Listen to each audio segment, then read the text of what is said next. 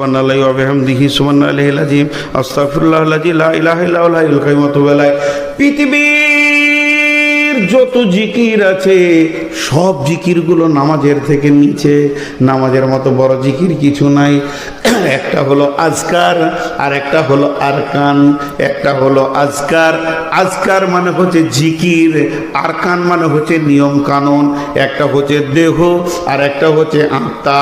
তাহলে এই যে এটা দাঁড়িয়েছি এটা হচ্ছে আরকান, বুকে হাত বেঁধে দাঁড়াতে হবে, রফায়ে দান করতে হবে, রুকু যেতে হবে, সাজদা করতে হবে, আবার বসতে হবে, আবার সাজদায় যেতে হবে। যেটা অঙ্গভঙ্গিতে চলছে এটাকে আরকান বলে। এই আরকান চলছে আর জীব কিন্তু বন্ধ নাই। কখন থেকে জীব বন্ধ নাই? আল্লাহু আকবার, আল্লাহুম্মা বাইদ বাইনি ওয়া বাইনা খাতায়ায়া, আলহামদুলিল্লাহি রাব্বিল আলামিন, কুল হুয়াল্লাহু আহাদ, আল্লাহু আকবার, সুবহানাকাল্লাহুম্মা রাব্বানা ওয়া বিহামদিকা আল্লাহুম্মা ইগফিরলি, সামি আল্লাহু লিমান হামিদা, রব্বানা লাকাল হামদু হামদান কাসীরান তাইয়িবান মুবারাকান ফি, আল্লাহু আকবার, আল্লাহ সুবহানাকাল্লাহুম্মা রাব্বানা ওয়া বিহামদিকা আল্লাহুম্মা ইগফিরলি, সুবহানা রাব্বিল আলা, আল্লাহু আকবার, আল্লাহুম্মা ইগফিরলি হামনি হাদিনি ওয়া ফিনি ওয়াজবুরনি ওয়ারযুকনি ওয়ারহামনি, আল্লাহু আকবার, সুবহানা রাব্বিল আলা, সামি আল্লাহু লিমান হামিদা। আসসালামু আলাইকুম ওয়া রাহমাতুল্লাহ, আসসালামু আলাইকুম ওয়া রাহমাতুল্লাহ। মধ্যখানে আমার জীব এক সেকেন্ড বন্ধ নাই। আর পেছন থেকে যদি আমার বিবিও ডাকে যে একবার শোনো, আমি সেদিকে আর যাব না। আমার ধ্যান জ্ঞান মন যেন আল্লাহর উপরে পড়ে গেছে। এর থেকে বড় জিকির আর পৃথিবীতে হতে পারে না। এর জন্য কোরআন নামাজকে বলেছে ওয়ালা জিকরুল্লাহে আকবার। এটাই হলো পৃথিবীর সব থেকে বড় জিকির। লোক খালি বলে আইলা হাদিসেরা জিকির করে না। আইলা হাদিসেরা জিকির করে না, তোরাই খালি করিস গর্দনটাকে হিলিয়ে দিয়ে। হ্যাঁ, জিকির কাকে বলে আইলা হাদিসের কাছে এসে তোদেরকে শিখতে হবে। হ্যাঁ, খালি গর্দনটাকে কুদিয়ে নেওয়ার নাম জিকির লয়। পাগলা পাগলা মনে হচ্ছে যেন জিন ভূতে ধরেছে, এমন করবে গোটা মহফিলকে। হ্যাঁ, ধ্যানের জ্ঞানে। তাহলে দুই তিনটে জিকির আপনাকে দেখালাম। এবার চলেন সকল একবার মহব্বতের সঙ্গে বলি সুবহানাল্লাহ। আর একটু জোরে বলবো সুবহানাল্লাহ, আলহামদুলিল্লাহ, ওয়ালা ইলাহা ইল্লাল্লাহু, আল্লাহু আকবার। এটা একবার বিশেষ করে আপনাদেরকে ওজিফা দিচ্ছি, রাত্রিতে শোয়ার আগে অন্তত ইস্তেগফার অন্তত 10 বার 20 বার পড়বেন। বিশ্ব নবী যিনি মাসুম, যিনার আগের গুনাহ মাপ পিছের গুনাহ মাপ, যিনি নবীদের নবী, এই রকম ব্যক্তিটা কম বেশি প্রতিদিন 100 বার, সকালে সন্ধ্যায় 100 বার ইস্তেগফার পড়তেন। আস্তাগফিরুল্লাহ আল্লাযী, জোরে বলি আস্তাগফিরুল্লাহ আল্লাযী লা ইলাহা ইল্লা হুয়াল হাইয়ুল কাইয়্যুম ওয়া তুবু ইলাইহি। আল্লাহ তাবারাক ওয়া তাআলা কি বলছেন যে ফাযকুরুনি আযকুরুকুম ওয়াশকুরুলি ওয়ালা তাকফুরুন। বিশ্ববাসীরে, তোরা আমাকে স্মরণ কর, তাহলে আমিও তোদেরকে স্মরণ করব। আর একটা কাজ করবি, যে হালাতে তোদেরকে রেখেছি এদের ওপরই সন্তুষ্ট থাকবি, শুকর করবি। ওয়ালা তাকফুরুন, খবরদার আমার বিরুদ্ধে কথা বলবি না। দেখেন, এখন একটা কথা আপনাদেরকে জিজ্ঞেস করি। জিকির যারা জিকির বেশি করে, বড় বড় পীর আউলিয়া গাউস কুতুব আবদাল, বড় বড় আলিম ওলামা, তাদের মত হচ্ছে জিকিরের একটা ধ্যান আছে। পশ্চিম মুখে বসলাম, উজুর হালাতে বসলাম, এগুলো ফরজ নয়, মানে ওদের কাটিংটা বলছি। তারপরে ধ্যানের সঙ্গে আল্লাহকে সামনে রেখে আমি গুনাহগার, ইস্তেগফার পড়ছি আল্লাহকে সামনে রেখে। আর প্রত্যেকটি আমলের নিয়ত আছে, ইন্নামাল আমালু বিন্নিয়াত। তা আমাকে প্রত্যেকটি আমল আল্লাহর সন্তুষ্টি উদ্দেশ্যে করতে হবে। দিয়ে শুরু করলাম, আস্তাগফিরুল্লাহাল্লাযী লা ইলাহা ইল্লা হুয়াল হাইয়ুল কাইয়্যুম ওয়া আতুবু ইলাইহি, আস্তাগফিরুল্লাহাল্লাযী লা ইলাহা ইল্লা হুয়াল হাইয়ুল কাইয়্যুম ওয়া আতুবু ইলাইহি। জিকির করার সময় যেন দুইটি চোখে পানি বয়। বিশ্বনবী বলছেন, ওয়ারাজুলুন যাকারাল্লাহ খালিয়ান ফাফাজাত আইনাহু, ওই লোকটা আল্লাহর রহমতের ছায়াতে জায়গা পাবে। গভীর রাত্রিতে চোখ দিয়ে গড়গড় করে পানি আসছে আর আল্লাহর কাছে তাসবিহ করছি। কিন্তু নামাজটা কেমন?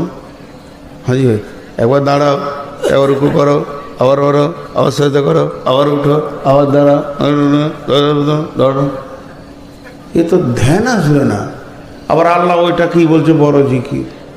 আজীব ব্যাপার, আল্লাহ ওইটা কি বড় বলছে, উঠা বসাটাকে, চুপ করে থাকাটা নাই। আর যদি আমি মসজিদের কোণে চুপ করে বসতাম আর বলতাম আস্তাগফিরুল্লাহ আস্তাগফিরুল্লাহ আস্তাগফিরুল্লাহ, তো মনে হচ্ছে এটাই বেশি ভালো। আর এটা আল্লাহ ভালো বলছে। কেন বলছেন? তার একটা কারণ মুফাসসিররা বলছেন। কি বলছেন? যে একটা ছেলে ইংরেজি জানে, একটা ছেলে হিন্দি জানে, একটা ছেলে বাংলা জানে, একটা ছেলে আরবি জানে, চারটা ছেলে চারটা জানে। আর একটা ছেলে আছে ও চারটা ভাষা জানে। দাম কার বেশি হলো? যে চারটাই জানে তার দাম বেশি।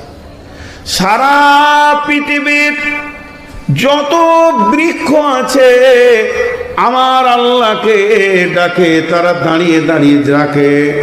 যত চতুষ্পর প্রাণী আছে রুকুর হালাতে ডাকে, যত বুকে হাঁটা প্রাণী আছে সাজদার হালাতে ডাকে, যত পাহাড় পর্বত আছে তাসাহুদের হালাতে আল্লাহকে ডাকে। তার মানে নামাজটাকে এমন পেটেনে বানানো হয়েছে, যত রকম প্রাণী যত রকম ভাবে আল্লাহকে ডাকে, এই আশরাফুল মাখলুকাত একাই অত রকম ভাবে ডাকে। কঠিন কিয়ামতের দিনে এদের নামাজকে যখন দেখানো হবে, অন্য সব প্রাণীরা মাথা নত করবে। এ আল্লাহ, তুমি আশ্চর্য মাখলুক বানিয়েছো। আমরা যত রকম ভাবে দেখেছি, এই মানব প্রাণী আমাদের সব রকম ভাবেই দেখে নিয়েছেন। এর জন্য আল্লাহ তাবারাক ওয়া তাআলা বলছেন, আল্লাযীনা ইয়াযকুরুনাল্লাহা কিয়ামান ওয়া কুউদান ওয়া আলা জুনুবিহিম ওয়া ইয়াতাফাক্কারুনা ফী খালকিস সামাওয়াতি ওয়াল আরদি রব্বানা মা খালাকতা হাযা বাতিলান সুবহানাকা ফাকিনা আযাবান নার। যত রকম প্রাণী যত রকম ডাকে, আমার আল্লাহর আশরাফুল মাখলুকাত একাই অত রকম ডাকে। শুধু ডাকে না, এরা চোখের পানিতে রবকে ডাকে। এর জন্য আমার আল্লাহ বলেছেন, ইন্নাস সালাতা তানহা আনিল ফাহশাই ওয়াল মুনকারি ওয়ালা যিকরুল্লাহি আকবার। প্রকৃত জ্ঞানীকে আজকে ওই বিষয়ের উপরে কয়েকটি কথা বলবো, এবং জ্ঞানী ব্যক্তিদের লক্ষণটা কেমন হবে রাস্তাঘাটে। অনর্গল ইংলিশ, অনর্গল আরবি, বড় বড় সাহিত্য, বড় বড় কবিতা, বড় বড় দর্শন যে বলে দিল সে জ্ঞানী লয়। প্রকৃত জ্ঞানীকে খুঁজতে গেলে অনেক সময় লাগবে, অনেক অনেক গভীর রাতে তাদেরকে পাওয়া যায়। জ্ঞানী ব্যক্তিরা গভীর রাতে উঠে, আল্লাহ কালাম পাক বলছে। এবার চলে আমি আপনাদের সামনে প্রকৃত জ্ঞানী কে এবং তাদের লক্ষণ কি, তাদের কাজ কি। বিসমিল্লাহির রহমানির রহিম। ইন্না ফী খালকিস সামাওয়াতি ওয়াল আরদি ওয়াখতিলাফিল লাইলি ওয়ান নাহারি লাআয়াতিল লিউলিল আলবাব।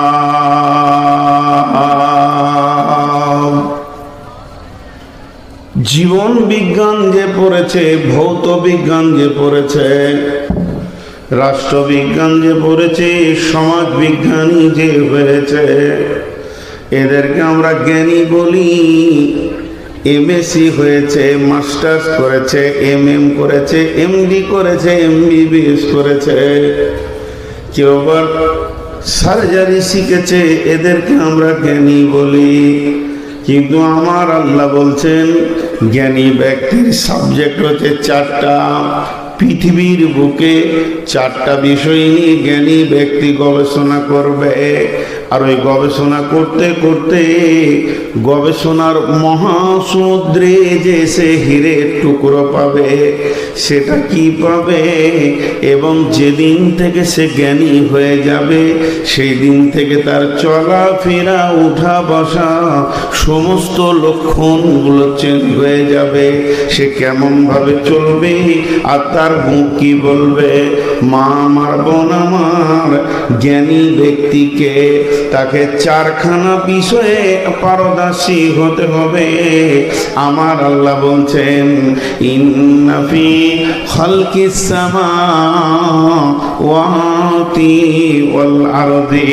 সে আসমানের দিকে তাকাবে, আসমানটা কেমন করে তৈরি হলো, আসমানটা কি অবস্থায় দাঁড়িয়ে আছে, আসমান সৌরজগতে কি রয়েছে, এটাকে যে আল্লাহ সাজিয়ে রেখেছেন। ওয়ালাকাদ যায়্যানাস সামাআদ দুনিয়া বিমাসাবিহা ওয়া জাআলনাহা রুজুমান লিশ-শায়াতিনি ওয়া আ'তাদনা লাহুম আযাবাস সাঈর। তারপরে ওয়াস সামাওয়াতি ওয়াল আরদি, মাটি কিনে গবেষণা করবে এই জমিনটা আমার রব বানিয়েছেন, জমিনের ভিতরে কি কি মাল গোপন করা রয়েছে, আর জমিনের অবস্থান কেমন ভাবে হলো, আর জমিনই বা ধ্বংস কেমন ভাবে হবে, জমিনের গর্ভে কত দামি দামি মাল রয়েছে, এগুলোকে নিয়ে সে গবেষণা করবে। আর 3 নম্বর গবেষণা করবে ওয়াক্তিলাফিল লাইল, রাত কিভাবে সৃষ্টি হলো, রাতের পেছনে কেমন করে দিন ধরছে, দিনের পেছনে রাত ধরছে, কেউ কাউকে ধরতে পারছে না। তবে এই যে পরিবর্তন, দিবারাত্রির পরিবর্তনের অ্যাকুরেটির দিকে সে গবেষণা করবে।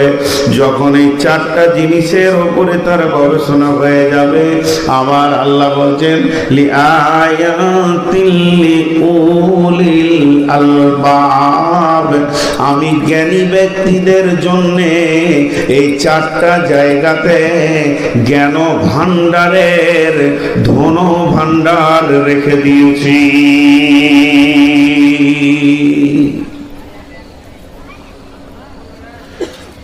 চার জায়গাতে জ্ঞানী ব্যক্তির পিপাসার স্বর্গীয় সুধা লুকানো আছে।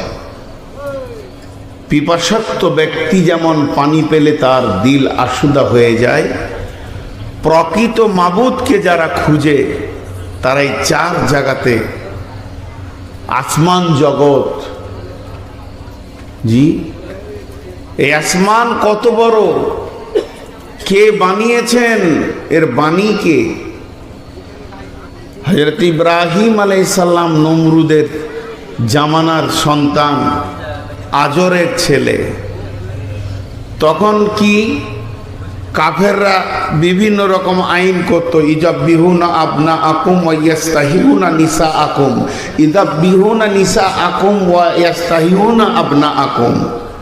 যখন যেটা মন যেত, কোরআন বলছে তারা আইন করত। একবার আইন হলো মেয়েগুলোকে কেটে ফেলে দাও, পুঁতে দাও, জীবিত মেরে দাও, মেয়ে ছেলে রাখা যাবে না, কলঙ্ক, আর বেটা ছেলেদেরকে মারিও না। আবার আইন তৈরি হলো ফেরাউনের জামানাতে, মুসার জামানাতে, বেটা ছেলেদেরকে মেরে দাও, বেটা ছেলেদেরকে মেরে দাও, মেয়েদেরকে বাঁচিয়ে রাখো। তখন পুরুষ মারা শুরু হলো। তো যে নমরুদ এই আইনটা করছে, যে নমরুদের সংসদে আইন বিল পাস হলো যে একটা পুরুষ রাখা যাবে না, এদেরকে মেরে দাও, সেই সংসদের একজন সংসদ সদস্য হচ্ছে আজর, ইব্রাহিমের বাপ। আইনের সঙ্গে হাত মিলিয়েছে, কিন্তু ওর ঘরেই বেটা ছেলে হয়েছে। কুদরত কাকে বলে, ক্ষমতা কাকে বলে? আমার রব ইব্রাহিমকে বাঁচাবেন, আজরের দিলে মহব্বত সঞ্চার দিয়ে দিলেন। আজর করল কি, ইব্রাহিমকে পাহাড়ের গুহাতে লুকিয়ে রাখলো। একটু ছেলে বড় হয়েছে, চলাফেরার মতো হয়েছে, কথা বলার মতো। এমন সময় আব্বা তার সন্তানকে সেই পাহাড় থেকে আনছে। আব্বার আঙুল ধরে ইব্রাহিম হাঁটছেন। ইব্রাহিমের প্রথম প্রশ্ন, ছোট ছোট ছেলে লুতুব লুতুব কথাতে আব্বা মাকে প্রশ্ন করে, আব্বা এটা কি, ওটা কি? ইব্রাহিম বলে উঠলেন, আব্বা মাথার উপরে বিশাল একটা জিনিস দেখি, এটা কি? বলে, এটা আসমান। যেটা হাঁটছি এটা কি? না, এটা জমিন। যেটা আমাকে আলো দেয় ওটা কে? না সূর্য। এটা প্রবাহমানটা কি? এর নাম নদী। ইব্রাহিম প্রশ্ন করে যায়, আজর উত্তর দিয়ে যায়। একসময় ইব্রাহিমের মুখ থেকে বের হয়ে গেল, আব্বা জান, এ বিশাল আসমান আর এ বিশাল জমিনকে কে বানিয়েছে? সেটাকে, সে কোন এমন একজন যে বিশাল আসমান আর জমিন বানিয়েছেন? আজরের মনের নিয়ত, আমি নমরুদকে দেখাবো আর ছেলেকে বলবো, বাবা ইনি হলেন আমাদের মাবুদ। তখন বলছে, বাবা তুমি চুপ করো, এ আসমান জমিনের মালিকের কাছে তোমাকে নিয়ে যাওয়া হবে। যখন আজর নিয়ে গেলেন ছেলেকে, নমরুদকে দেখালেন, এটাই আমাদের মাবুদ, আসমানের মালিক, জমিনের মালিক। ইব্রাহিমের প্রশ্ন এসে গেল, আব্বা জান ওকেই বা কে বানিয়েছে? এই কথাতে আরো জটিলতা বেড়ে গেল। তা আমার রব বলছেন, মুমিন যে হবে একবার আসমানের দিকে তাকিয়ে দেখবে আমি আসমানটা কেমন করে সাজিয়েছি। আল্লাহ সূরা তাবারাকাল্লাযী মুলকের মধ্যে বলছেন, কি বলছেন? তাবারাকাল্লাযী বিয়াদিহিল মুলকু ওয়া হুয়া আলা কুল্লি শাইইন কাদির আল্লাযী খালাকাল মাউতা ওয়াল হায়াতা লিয়াবলুয়াকুম আইয়ুকুম আহসানু আমালা ওয়া হুয়াল আজিজুল গফুর আল্লাযী খালাকা সাবআ সামাওয়াতিন তিবাকা মা তারা ফি খালকির রহমানি মিন তাফাউত সুম্মা আরজি'ল বাসারা কাররাতাইনি ইয়ানকালিব ইলাইকাল বাসারু খাসিয়াও ওয়া হুয়া হাসির। আমার রব যে সাতবক আসমানকে বানিয়েছে, আল্লাহর রহমানের সৃষ্টির ভিতরে কোনো কি তোমরা পার্থক্য দেখতে পেয়েছ? তোমরা কি তার মধ্যে কোনো ভুল পেয়েছ? কোনো কি ফাটল পেয়েছ? হে বিশ্ববাসী, তোমরা তোমাদের জ্ঞানের বহর দিয়ে চোখ দুটিকে তাকিয়ে দেখো। একবার যদি না পারবে বারবার দেখো। সুম্মার জিল বাসারা কাররাতাইনি ইয়ানকালিব ইলাইকাল বাসার। এরপরও যদি তোমরা আবার তাকাও, রবের একটা ভুল বের করে দিতে পারো নাকি? তোমার যে দৃষ্টি শক্তি নত হয়ে তোমার কাছে ফিরে আসবে, কিন্তু আমার রবের একটা ভুল বের করতে পারবে না।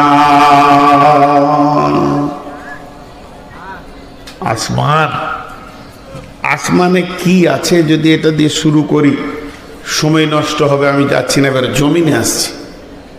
আসমান থেকে জমিনে আসছি। আসমানে কি আছে? আল্লাহ তাবারাক ওয়া তাআলা সূর্যকে রেখেছেন, চন্দ্রকে রেখেছেন। বড় বড় কয়েকটা গ্রহ আমরা চিনি, কিন্তু বড় বড় বিজ্ঞানীরা বলছেন গ্যালাক্সি বা ছায়াপথ যেটা, এর ভিতরেই 15 থেকে 17 কোটি তারা আছে। দেখেন আজীব সৃষ্টি। আর এক একটা তারা পৃথিবী থেকে কয়েকশো কোটি গুণ বড়। 13 লক্ষ গুণ বড় সূর্য, সূর্য থেকে কয়েকশো কোটি গুণ বড় এক একটা তারা। আবার ওকেই ছোট মনে হয়। তারপরে তো আলোকবর্ষ আছে, তাদের আলো আসছে, কিন্তু এত জটিলতার দিকে যাচ্ছি না। বিজ্ঞানীরা বলছে কয়েকটা গর্ত পাওয়া গেছে, একটা নয়, তাদের নাম দিয়েছে ব্ল্যাক হোল, গহ্বর কালো অন্ধকার গর্ত। সে তারাগুলোকে গিলে খেয়ে ফেলছে। এটা আল্লাহ বানিয়েছেন, এটা আল্লাহ বানিয়েছেন, নিয়ন্ত্রণ করছেন আল্লাহ। জি, বিসমিল্লাহির রহমানির রহিম। আর রহমান আল্লামাল কুরআন খালাকাল ইনসান আল্লামাহুল বায়ান আশ-শামসু ওয়াল কামারু বিহুসবান ওয়ান নাজমু ওয়াস সাজারু ইয়াসজুদান। আবার আল্লাহ বলছেন ওয়াস-সামাই ওয়াত-তারিক ওয়া মা আদরাকা মাত-তারিক আন-নাজমুস-সাকিব। রাত্রিতে আসা যাওয়া করে, চিনো কি তাকে সেটাকে? হে নবী, তোমাকে কি জানানো হয়েছে যে রাত্রিতে আসা যাওয়া করে সেটাকে? সেটা হলো প্রজ্বলিত তারা। তাহলে একটা কথা বলি, আমাদের এখানে রোড তৈরি করা হয়েছে, আপনার হাটপাড়া রোডগুলো ঢালাই লেগেছে, এতে পাথর আছে, রড আছে, সিমেন্ট আছে, বালি আছে, তারপরে রোডটা হয়েছে। আপনি চলে যান, মেন রোডগুলো পিচ লেগেছে, পাথর লেগেছে, কিন্তু জেনেলেন ভাসমান আকাশে হাজার হাজার রোড আছে। আপনার কলকাতা থেকে জেদ্দা রোড আলাদা, কলকাতা থেকে দুবাইয়ের রুট আলাদা, কলকাতা থেকে মুম্বাইয়ের রুট আলাদা, মুম্বাই যাওয়ার রুট আলাদা, আসার রুট আলাদা। এইভাবে যতগুলো প্লেন উড়ান দিচ্ছে প্রতিদিন কয়েক হাজার, তারা নিজের নিজের রোডে ধরছে। তাহলে এগুলো যেমন রোড আছে, আমার রব কালাম পাকের মধ্যে বলছেন তারা যতগুলি আছে, হাজার কোটি তারা আছে, সূর্য আছে এবং চাঁদ আছে, সকলেই নিজের কক্ষপথে ধরছে এবং তারা গতিশীল আছে। তাদেরকে যে রাস্তা আমি ধরিয়ে দিয়েছি, এতটুকু রাস্তা ব্যতিক্রম করে না। আল্লাহ তাবারাক ওয়া তাআলা বলছেন ওয়াস-সামাই ওয়াত-তারিক ওয়া মা আদরাকা মাত-তারিকুন নাজমুস সাকিব ইন কুল্লু নাফসিন লাম্মা আলাইহা হাফিজ ফালইয়ানজুরিল ইনসানু মিম্মা খুলিকা মিম্মা ইন দাফিক ইয়াখরুজু মিন বাইনিস সুলবি ওয়াত-তারাইব ইন্নাহু আলা রাজিহি লাকাদির ইয়াওমা তুবলাস সারাইর ওয়াস-সামাই যাতির রাজঈ ওয়াল আরদি যাতিস সাদঈ। এমন কি আসমানগুলো নিজের গতিতে একটা জায়গায় তারা রয়েছে, জমিনও নিজের গতিতে রয়েছে। একটা মানুষের ওজন কত, তার থেকে পৃথিবীর ওজন কত, তার থেকে সূর্যের ওজন কত, তার থেকে আপনার কিনা তারার ওজন কত। এত বড় বড় তারাগুলি তারা আল্লাহর হুকুমের বাইরে এক সেকেন্ড যায় না, নিজের গতিতে আল্লাহর হুকুমে যাচ্ছে। কিন্তু হে মানুষ, তুমি কত বড় বেঈমান, মাত্র 30-40 কেজি বডি নিয়ে আল্লাহকে মানো না। তোমার দেওয়া যে কক্ষপথ দেওয়া হয়েছে সেটাকে তুমি অতিক্রম করে তুমি তাকে না মেনে অন্য লাইনে চলো। এর জন্য আমার আল্লাহ বলছে, হে আমার গোলামের দল, একবার আসমানে চলে যা, যে তারাগুলোকে জিজ্ঞেস কর তোদের জন্ম কত বছর আগে হয়েছে। তারাগুলো বলবে আমরা কয়েকশো বিলিয়ন কোটি বছর আগে জন্ম নিয়েছি। বলে এখনো তো আছিস? বলে আছি। বলে এতদিন যে তোরা দৌড়ছিস কক্ষপথে, যেখানে আল্লাহ তোকে যে রাস্তায় চলতে বলেছে, একদিনও কি এক সেকেন্ড আল্লাহর হুকুমের বাইরে চলেছিস? সূর্য বলবে না, চন্দ্র বলবে না, পুল্লট বলবে না, ভূত বলবে না, আমরা আল্লাহর দেওয়া পথের বাইরে পদস্খলন করিনি। তখন মানুষ তুমি সেখান থেকে চেতনা নাও যে তোমার থেকে মূল্য তার কম না বেশি। আমি আল্লাহ তোমাকে পৃথিবীর বুকে সব থেকে দামি বানিয়েছি, জ্ঞানী বানিয়েছি।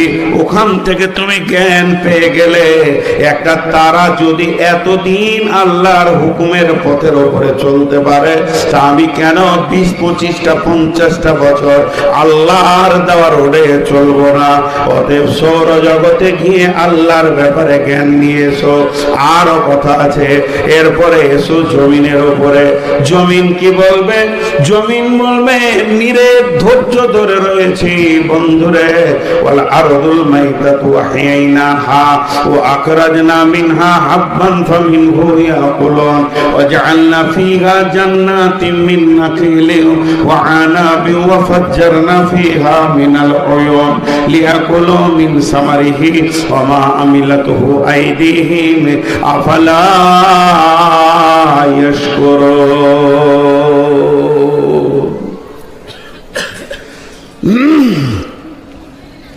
জি ভাই, মা বোন আমার, পৃথিবীর সব আল্লাহর হুকুমে গতিশীল, শুধু মানুষ আল্লাহর হুকুমের বাইরে গতিশীল। জমিন প্রতি বছর মারা যায়, জমিন প্রতি বছর মারা যায়। আমার আল্লাহ বলেন ওয়াল আরদুল মাইতাতু আহইনাহা, আমি তাকে আবার জীবিত করি।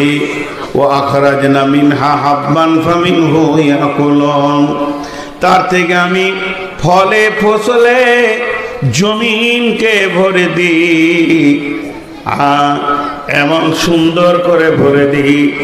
আর সেই জমিন ফলে ফুলে যখন মাটির ডালিটা ভরে যায়, তার থেকে তুমি খাও। শুধু জমিনে আমি ফসল দিই না, একই মাটিতে ফসল ফলে অম্ল তিক্ত ঝাল, সেই মাটির উপাদান সাদা বেগুনি লাল। এই জমিনটাকে আমি ফলে ফুলে তোমাকে ভরে দিয়েছি, তুমি খেছো, তোমার পশু খেছে। শুধু তাই নয়, একটি ভেবে দেখো, একই মাটি, মাটিটা কিন্তু দুই নয়। এমনি করে মাটিটা হাত দিয়ে দেখো কোন জিনিস দিয়ে আল্লাহ বানিয়েছেন, কতটা সোডিয়াম, কতটা ফসফরাস, কতটা আর কিছু, কতটা জোর, কতটা সার, এটাকে আল্লাহ বানিয়েছেন। এর ভিতরে আপনি যা দেবেন রিটার্ন দেবে। আল্লাহ বলছে একবার ভাব, এর ভিতরে আখকে ভরে দে, এর ভিতরে নিমের আটি ভরে দে, এর ভিতরে মরিচের বিচন ভরে দে, এর ভিতরে আপনার কিনা আমরা বিচন ভরে দে। আমরা যখন ফলন হবে টক তো টক, তেঁতুল টক, আখ মিষ্টি, আম মিষ্টি। এর ভিতরে নিমের আঁটি থেকে তুই যখন খাবি তো তিতা, কালমিক হবে তিতা। আবার মরিচকে দিবি তো ঝাল। তাহলে একই মাটি, এর ভিতরে কোন কারিশমা আছে? একই মাটির রস, একই মাটির জল, একই মাটির ফরফরাস। আমি রব কত কারিশমা দিয়ে এটাকে বানিয়েছি। এই মাটিতে যদি পটলের লতকে ভরে দাও, এই মাটিতে যদি তুমি বাঁশকে গেড়ে দাও, এই মাটিতে যদি তুমি আপনার কিনা আখকে গেড়ে দাও, তার গাছ হয়ে যাবে, রিটার্ন দিয়ে দেবে তোমাকে। কিন্তু তুমি কি ভেবে দেখো না, এই মাটিটা এত মজবুত, যদি একটা লোহার রডকে ভরে দাও, 2 বছর পর তার আর অস্তিত্ব বলে কিছুই থাকবে না, তাকে তিলে তিলে খেয়ে নেবে। শুধু তাই নয়, এই মোর হাতে কোদাল ধরিয়া কঠিন মাটির তলে গাড়িয়া দিয়েছি, কত সোনা মুখ নয় চোখের জলে। মাটির ভিতরে কি কারিশমা ভরে রেখেছি। দাদা গেল, দাদি গেল, নানা গেল, নানি গেল, আব্বা গেল, মা গেল, পুঁতে দিলাম, খেয়ে নিল, মিটে গেল, হাড় হাড্ডিও পর্যন্ত খুঁজে পাওয়া যাচ্ছে না। তাহলে হে মাটি, তোমাকে কে বানিয়েছে? আমার রব বলছেন, আমি মাটির ডালিখানা শুকনো থাকে ফলে ফুলে ভরে দিই। শুধু তাই নয়, ফিল্টার করা পানি মাটির নিচে থেকে তুমি তোলো এবং সেটাকে তুমি পান করো। এবার পান করার পর তোমরা এত বেঈমান, আফালা ইয়াশকুরুন, তোমাদের জবানে কি একবার বের হয় না আলহামদুলিল্লাহ? আমরা জ্ঞানী না আমরা বোকা? বোকা শব্দটা কেউ নেবে না। আমার বুদ্ধি নাই, আমার হুঁশ নাই, এটা কেউ শুনতে চাইবে না। সারা আসমান জগতে গিয়ে খবর নিয়ে এসো তার আল্লাহর হুকুমে আছে। আর জমিন তোমার সাথে আজও বেঈমানি করেনি। ধান, গম, আনাজ, ফল, আম, মৌসুমি দিতেই আছে, সেগুলো খাও। খেয়ে পেট ভরে, কিন্তু মুখ দিয়ে শুকরিয়া বের হয় না। তুমি কেমন জ্ঞানী? এবার চলেন 3 নম্বর হলো রাত। ও আগতাশা লাইলাহা, আল্লাহ বলছেন আমি রাতকে ঢেকে দিয়েছি আন্ধার দিয়ে। ও আগতাশা লাইলাহা ওয়াজআলনাল লাইলা লিবাসা, রাতকে তোমাদের জন্য লিবাস করেছি, এই রাত তোমাদের লিবাসের কাজে লাগে।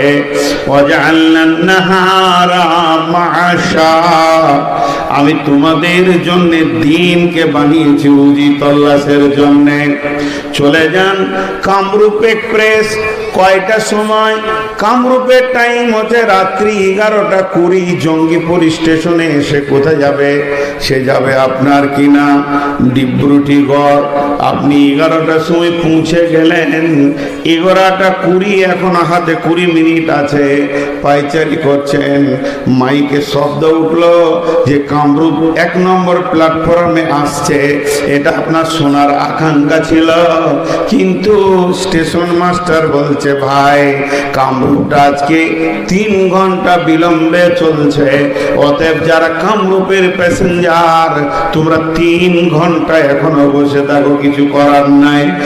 এত ব্রেন, এত বুদ্ধি, এত কম্পিউটার, এত স্টেশন মাস্টার, প্রতি মাসে কয়েক লক্ষ টাকা তাদেরকে বেতন দেওয়া হচ্ছে। এই রেল লাইনের ওপরে কটা রেলকে মাত্র ঠিক টাইমে চালাতে পারছে না। আর আমার রব বলছে হে জ্ঞানী ব্যক্তির দল, তোরা একবার ভেবে দেখ, যেদিন থেকে সূর্য উঠছে আর ডুবছে, আরবি মাসের হিসাব করে দেখে নিবি। মহরম মাসের 10 তারিখটা তুই লিখে রেখে দে ডায়েরিতে, আর একবার দেখে নে সূর্যটা কেওটা সময় ডুবছে। প্রতি বছরে ওই একই টাইমে 1 সেকেন্ড আগে পিছে করবে না, উঠবে আর ডুববে। যদি আমি 3 ঘন্টা সূর্যটাকে বিলম্ব করে দিই একদিন, যে আজকে সূর্য লেটে চলছে, ঠিক টাইমে পৌঁছাবে না। হে জ্ঞানী ব্যক্তি, কখন তুমি ফ্যাক্টরি খুলবে, কখন তুমি স্কুল খুলবে, কখন তুমি কলেজ খুলবে, কখন তুমি কাজে যাবে, মাদ্রাসায় ক্লাস কখন শুরু হবে? অতএব আমি রব যেদিন থেকে পৃথিবীকে বানিয়েছি, আমার চলাফেরা রাত্রি এবং দিন গোটাটাই অ্যাকুরেটি টাইমে রেখেছি।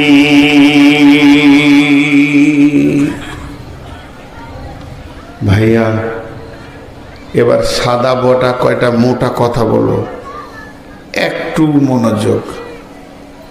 এতক্ষণ উপস্থাপনাতেই কাটিয়ে নিলাম। এই আয়াতটা আমি নিয়েছি আজকে বক্তব্যের বিষয় হিসেবে। তো জ্ঞানী ব্যক্তি যারা হবে, তারা এই 4টা জিনিসকে খেয়াল করে আল্লাহকে বের করবে, আল্লাহকে বের করবে। প্রকৃত জ্ঞান হলো আল্লাহ, জ্ঞানের শুরু হলো আল্লাহ, জ্ঞানের শেষ হলো আল্লাহ। যে আল্লাহকে চিনল সে জ্ঞানী, যে আল্লাহকে চিনল না, এর মতো নিরেট হত মূর্খ এ পৃথিবীতে আর কেউ নেই। এটাই হলো জ্ঞানের শেষ আর জ্ঞানের শুরু। জ্ঞানের শুরু আল্লাহ, আল্লাহ আলাস্তু বিরাব্বিকুম, সেই আলামে আরওয়াতে রব দিয়ে শুরু হয়েছে জ্ঞান শিক্ষা। আর আল্লাহ রসুল বলছে যখন ও পৃথিবী থেকে বিদায় নেবে তো ওকে তালকিন দাও, আল্লাহর নাম কালেমায়ে শাহাদাতের তালকিন দাও। তার মানে জ্ঞানের শুরুতেও আল্লাহ, জ্ঞানের শেষেও আল্লাহ। যে আল্লাহকে চিনল সে সব কিছু চিনল। এবার জ্ঞানী ব্যক্তি কেমন হবে? একটু ইশারায় একটা উদাহরণ দিব, এছাড়া আর কোনো উদাহরণ আমি খুঁজে পাচ্ছি না বর্তমানে।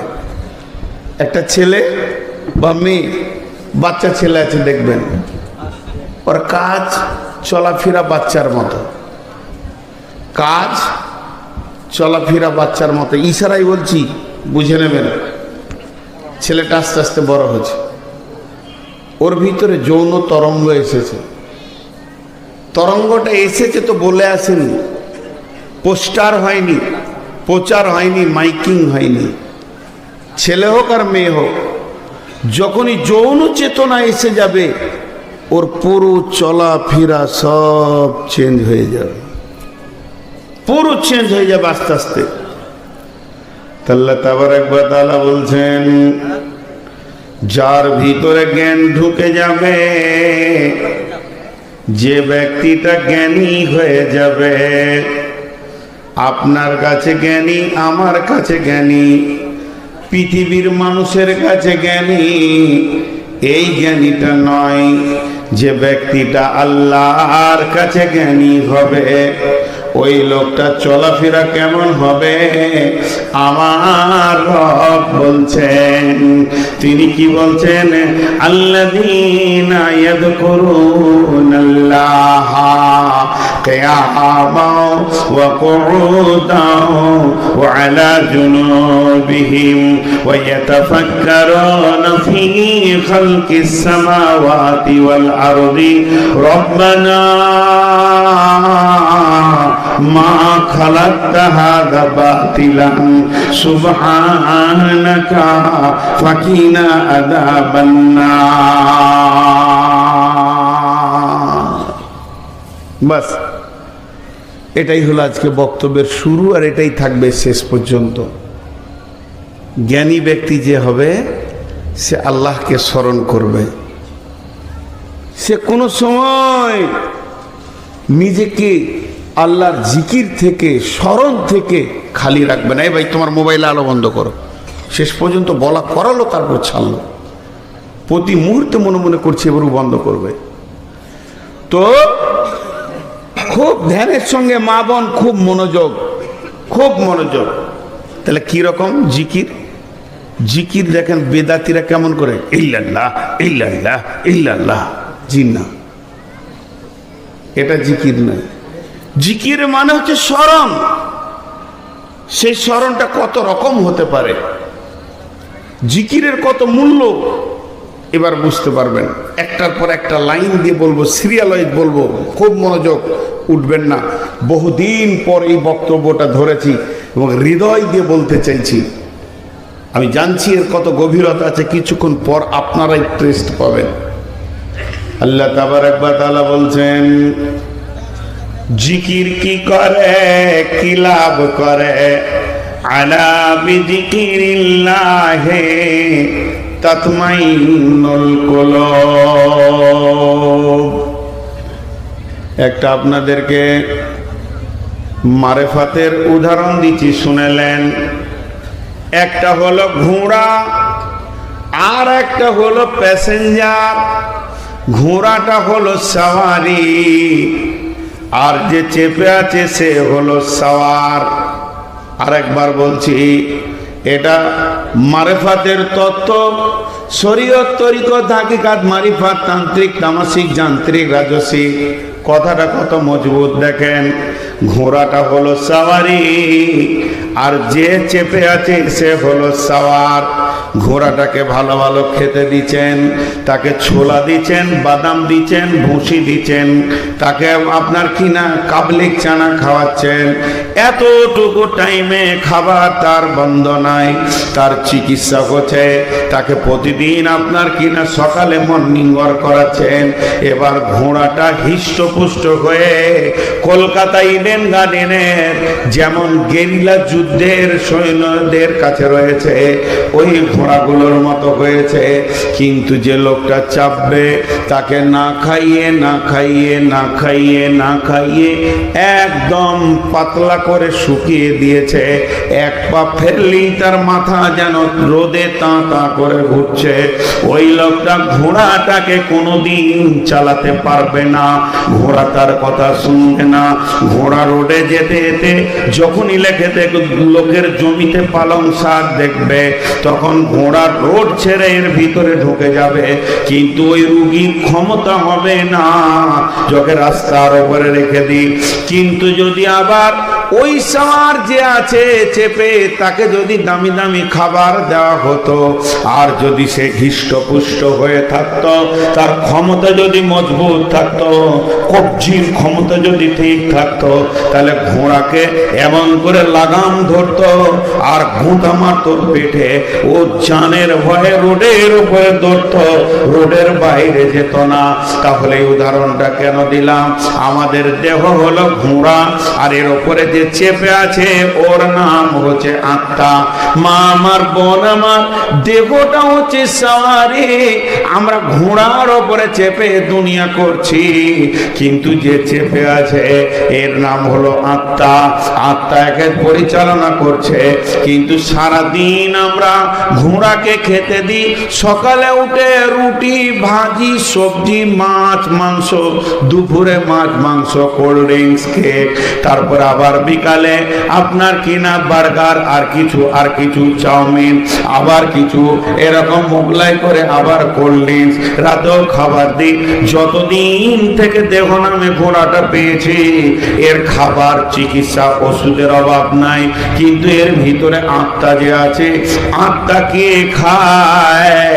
আত্মা আল্লাহর জিকিরে হৃষ্টপুষ্ট হয়। আলা বিজিকিরিল্লাহি তাতমাইন্নুল কুলুব। তুমি যত আল্লাহর জিকির করবে তত তোমার আত্মার শক্তি বাড়বে। আমরা আত্মাকে না খাইয়ে একে এত দুর্বল করে দিয়েছি, ঘোড়া দৌড়ছে গুনহার দিকে, আত্মা তাকে টেনে আনতে পারছে না। কিন্তু আমাদের যদি আত্মা মজবুত থাকতো, আত্মার খাবার যদি ঠিক টাইমে পৌঁছে যেত, তাহলে দেহ আর গুনার দিকে দৌড়তে পারতো না। অতএব আমাদের কাছ থেকে জিকির চলে গেছে, আল্লাহর নামের স্মরণ চলে গেছি।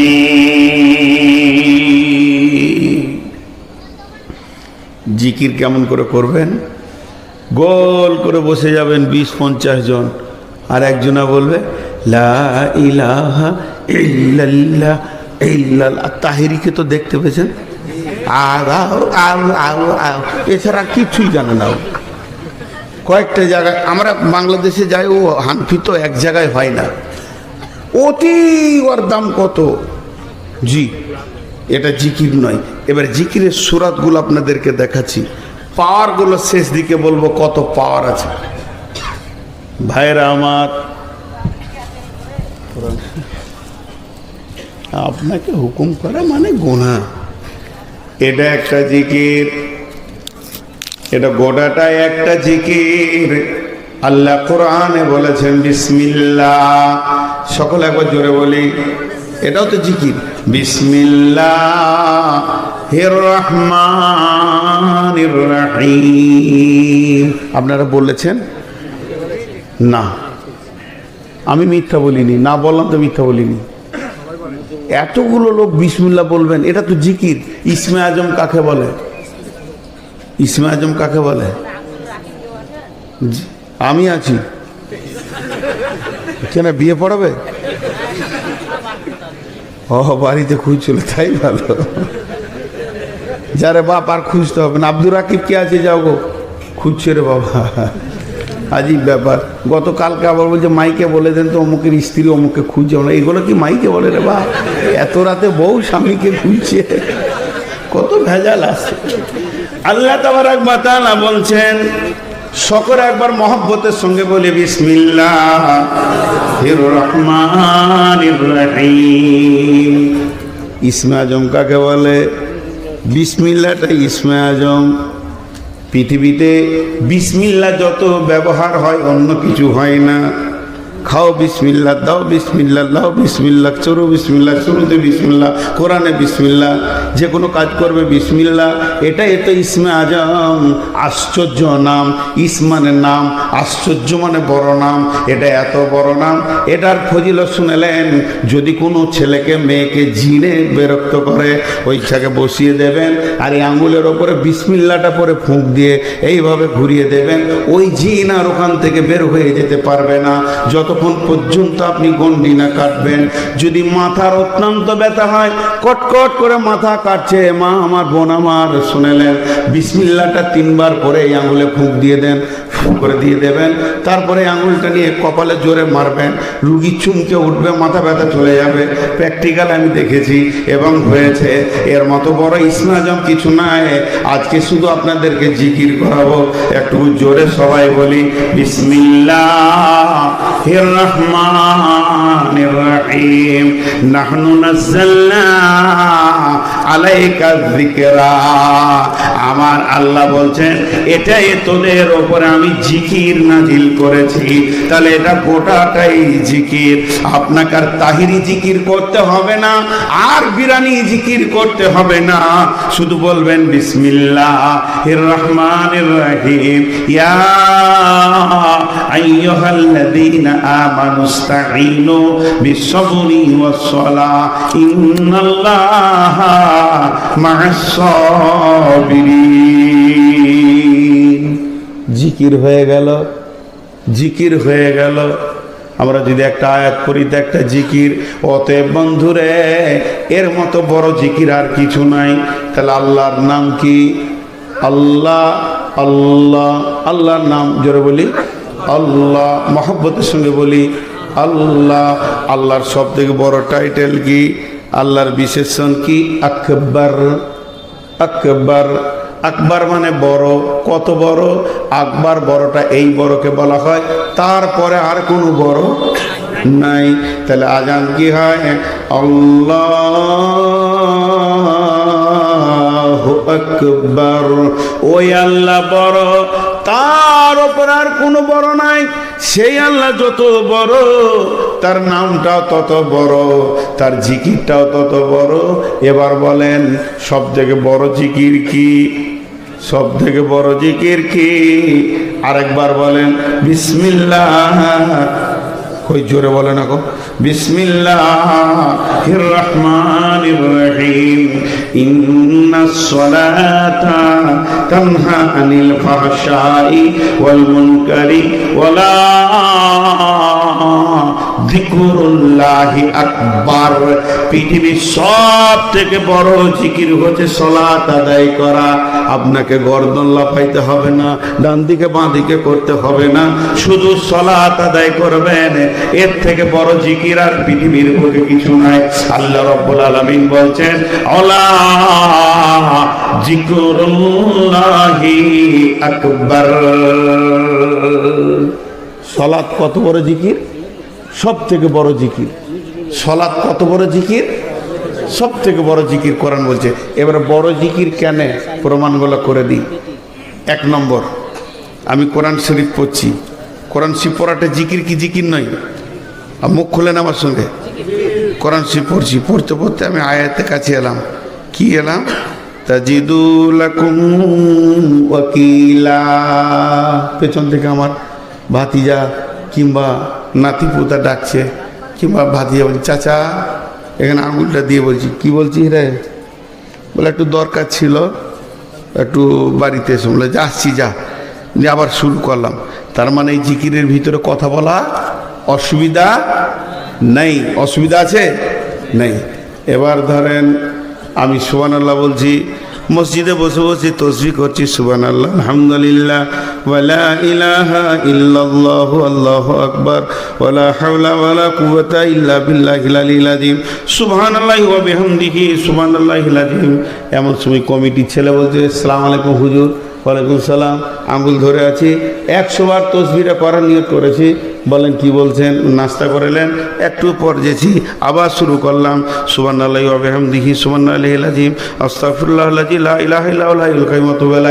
পৃথিবীর যত জিকির আছে সব জিকিরগুলো নামাজের থেকে নিচে। নামাজের মতো বড় জিকির কিছু নাই। একটা হলো আজকার, আর একটা হলো আরকান। একটা হলো আজকার, আজকার মানে হচ্ছে জিকির, আরকান মানে হচ্ছে নিয়ম কানুন। একটা হচ্ছে দেহ আর একটা হচ্ছে আত্মা। তাহলে এই যে এটা দাঁড়িয়েছি, এটা হচ্ছে আরকান। বুকে হাত বেঁধে দাঁড়াতে হবে, রফায়ে দান করতে হবে, রুকু যেতে হবে, সাজদা করতে হবে, আবার বসতে হবে, আবার সাজদায় যেতে হবে। যেটা অঙ্গভঙ্গিতে চলছে এটাকে আরকান বলে। এই আরকান চলছে আর জিভ কিন্তু বন্ধ নাই। কখন থেকে জিভ বন্ধ নাই? আল্লাহু আকবার, আল্লাহুম্মা বাইদ বাইনি ওয়া বাইনা খাতায়ায়া, আলহামদুলিল্লাহি রাব্বিল আলামিন, কুল হুয়াল্লাহু আহাদ, আল্লাহু আকবার, সুবহানাকাল্লাহুম্মা রাব্বানা ওয়া বিহামদিকা আল্লাহুম্মা ইগফিরলি, সামি আল্লাহু লিমান হামিদা, রব্বানা লাকাল হামদু হামদান কাসীরান তাইয়িবান মুবারাকান ফি, আল্লাহু আকবার, আল্লাহ সুবহানাকাল্লাহুম্মা রাব্বানা ওয়া বিহামদিকা আল্লাহুম্মা ইগফিরলি, সুবহানা রাব্বিল আলা, আল্লাহু আকবার, আল্লাহুম্মা ইগফিরলি হামনি হাদিনি ওয়া ফিনি ওয়াজবুরনি ওয়ারযুকনি ওয়ারহামনি, আল্লাহু আকবার, সুবহানা রাব্বিল আলা, সামি আল্লাহু লিমান হামিদা। আসসালামু আলাইকুম ওয়া রাহমাতুল্লাহ, আসসালামু আলাইকুম ওয়া রাহমাতুল্লাহ। মধ্যখানে আমার জিভ এক সেকেন্ড বন্ধ নাই। আর পেছন থেকে যদি আমার বিবিও ডাকে যে একবার শোনো, আমি সেদিকে আর যাব না। আমার ধ্যান জ্ঞান মন যেন আল্লাহর উপরে পড়ে গেছে। এর থেকে বড় জিকির আর পৃথিবীতে হতে পারে না। এর জন্য কোরআন নামাজকে বলেছে ওয়ালা জিকরুল্লাহে আকবার। এটাই হলো পৃথিবীর সব থেকে বড় জিকির। লোক খালি বলে আইলা হাদিসেরা জিকির করে না, আইলা হাদিসেরা জিকির করে না, তোরাই খালি করিস গর্দনটাকে হিলিয়ে দিয়ে।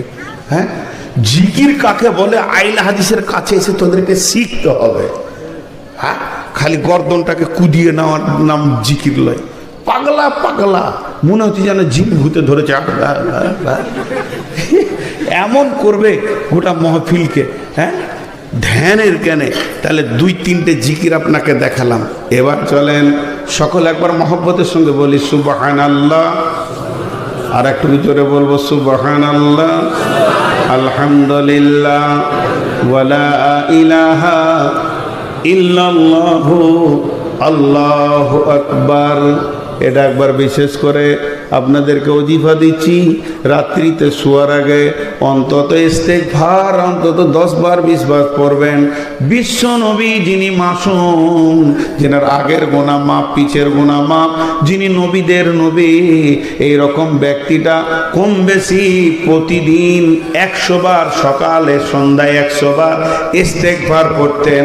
আস্তাগফিরুল্লাহ আল্লাযী, জোরে বলি আস্তাগফিরুল্লাহ আল্লাযী লা ইলাহা ইল্লা হুয়াল হাইয়ুল কাইয়্যুম ওয়া তুবু ইলাইহি।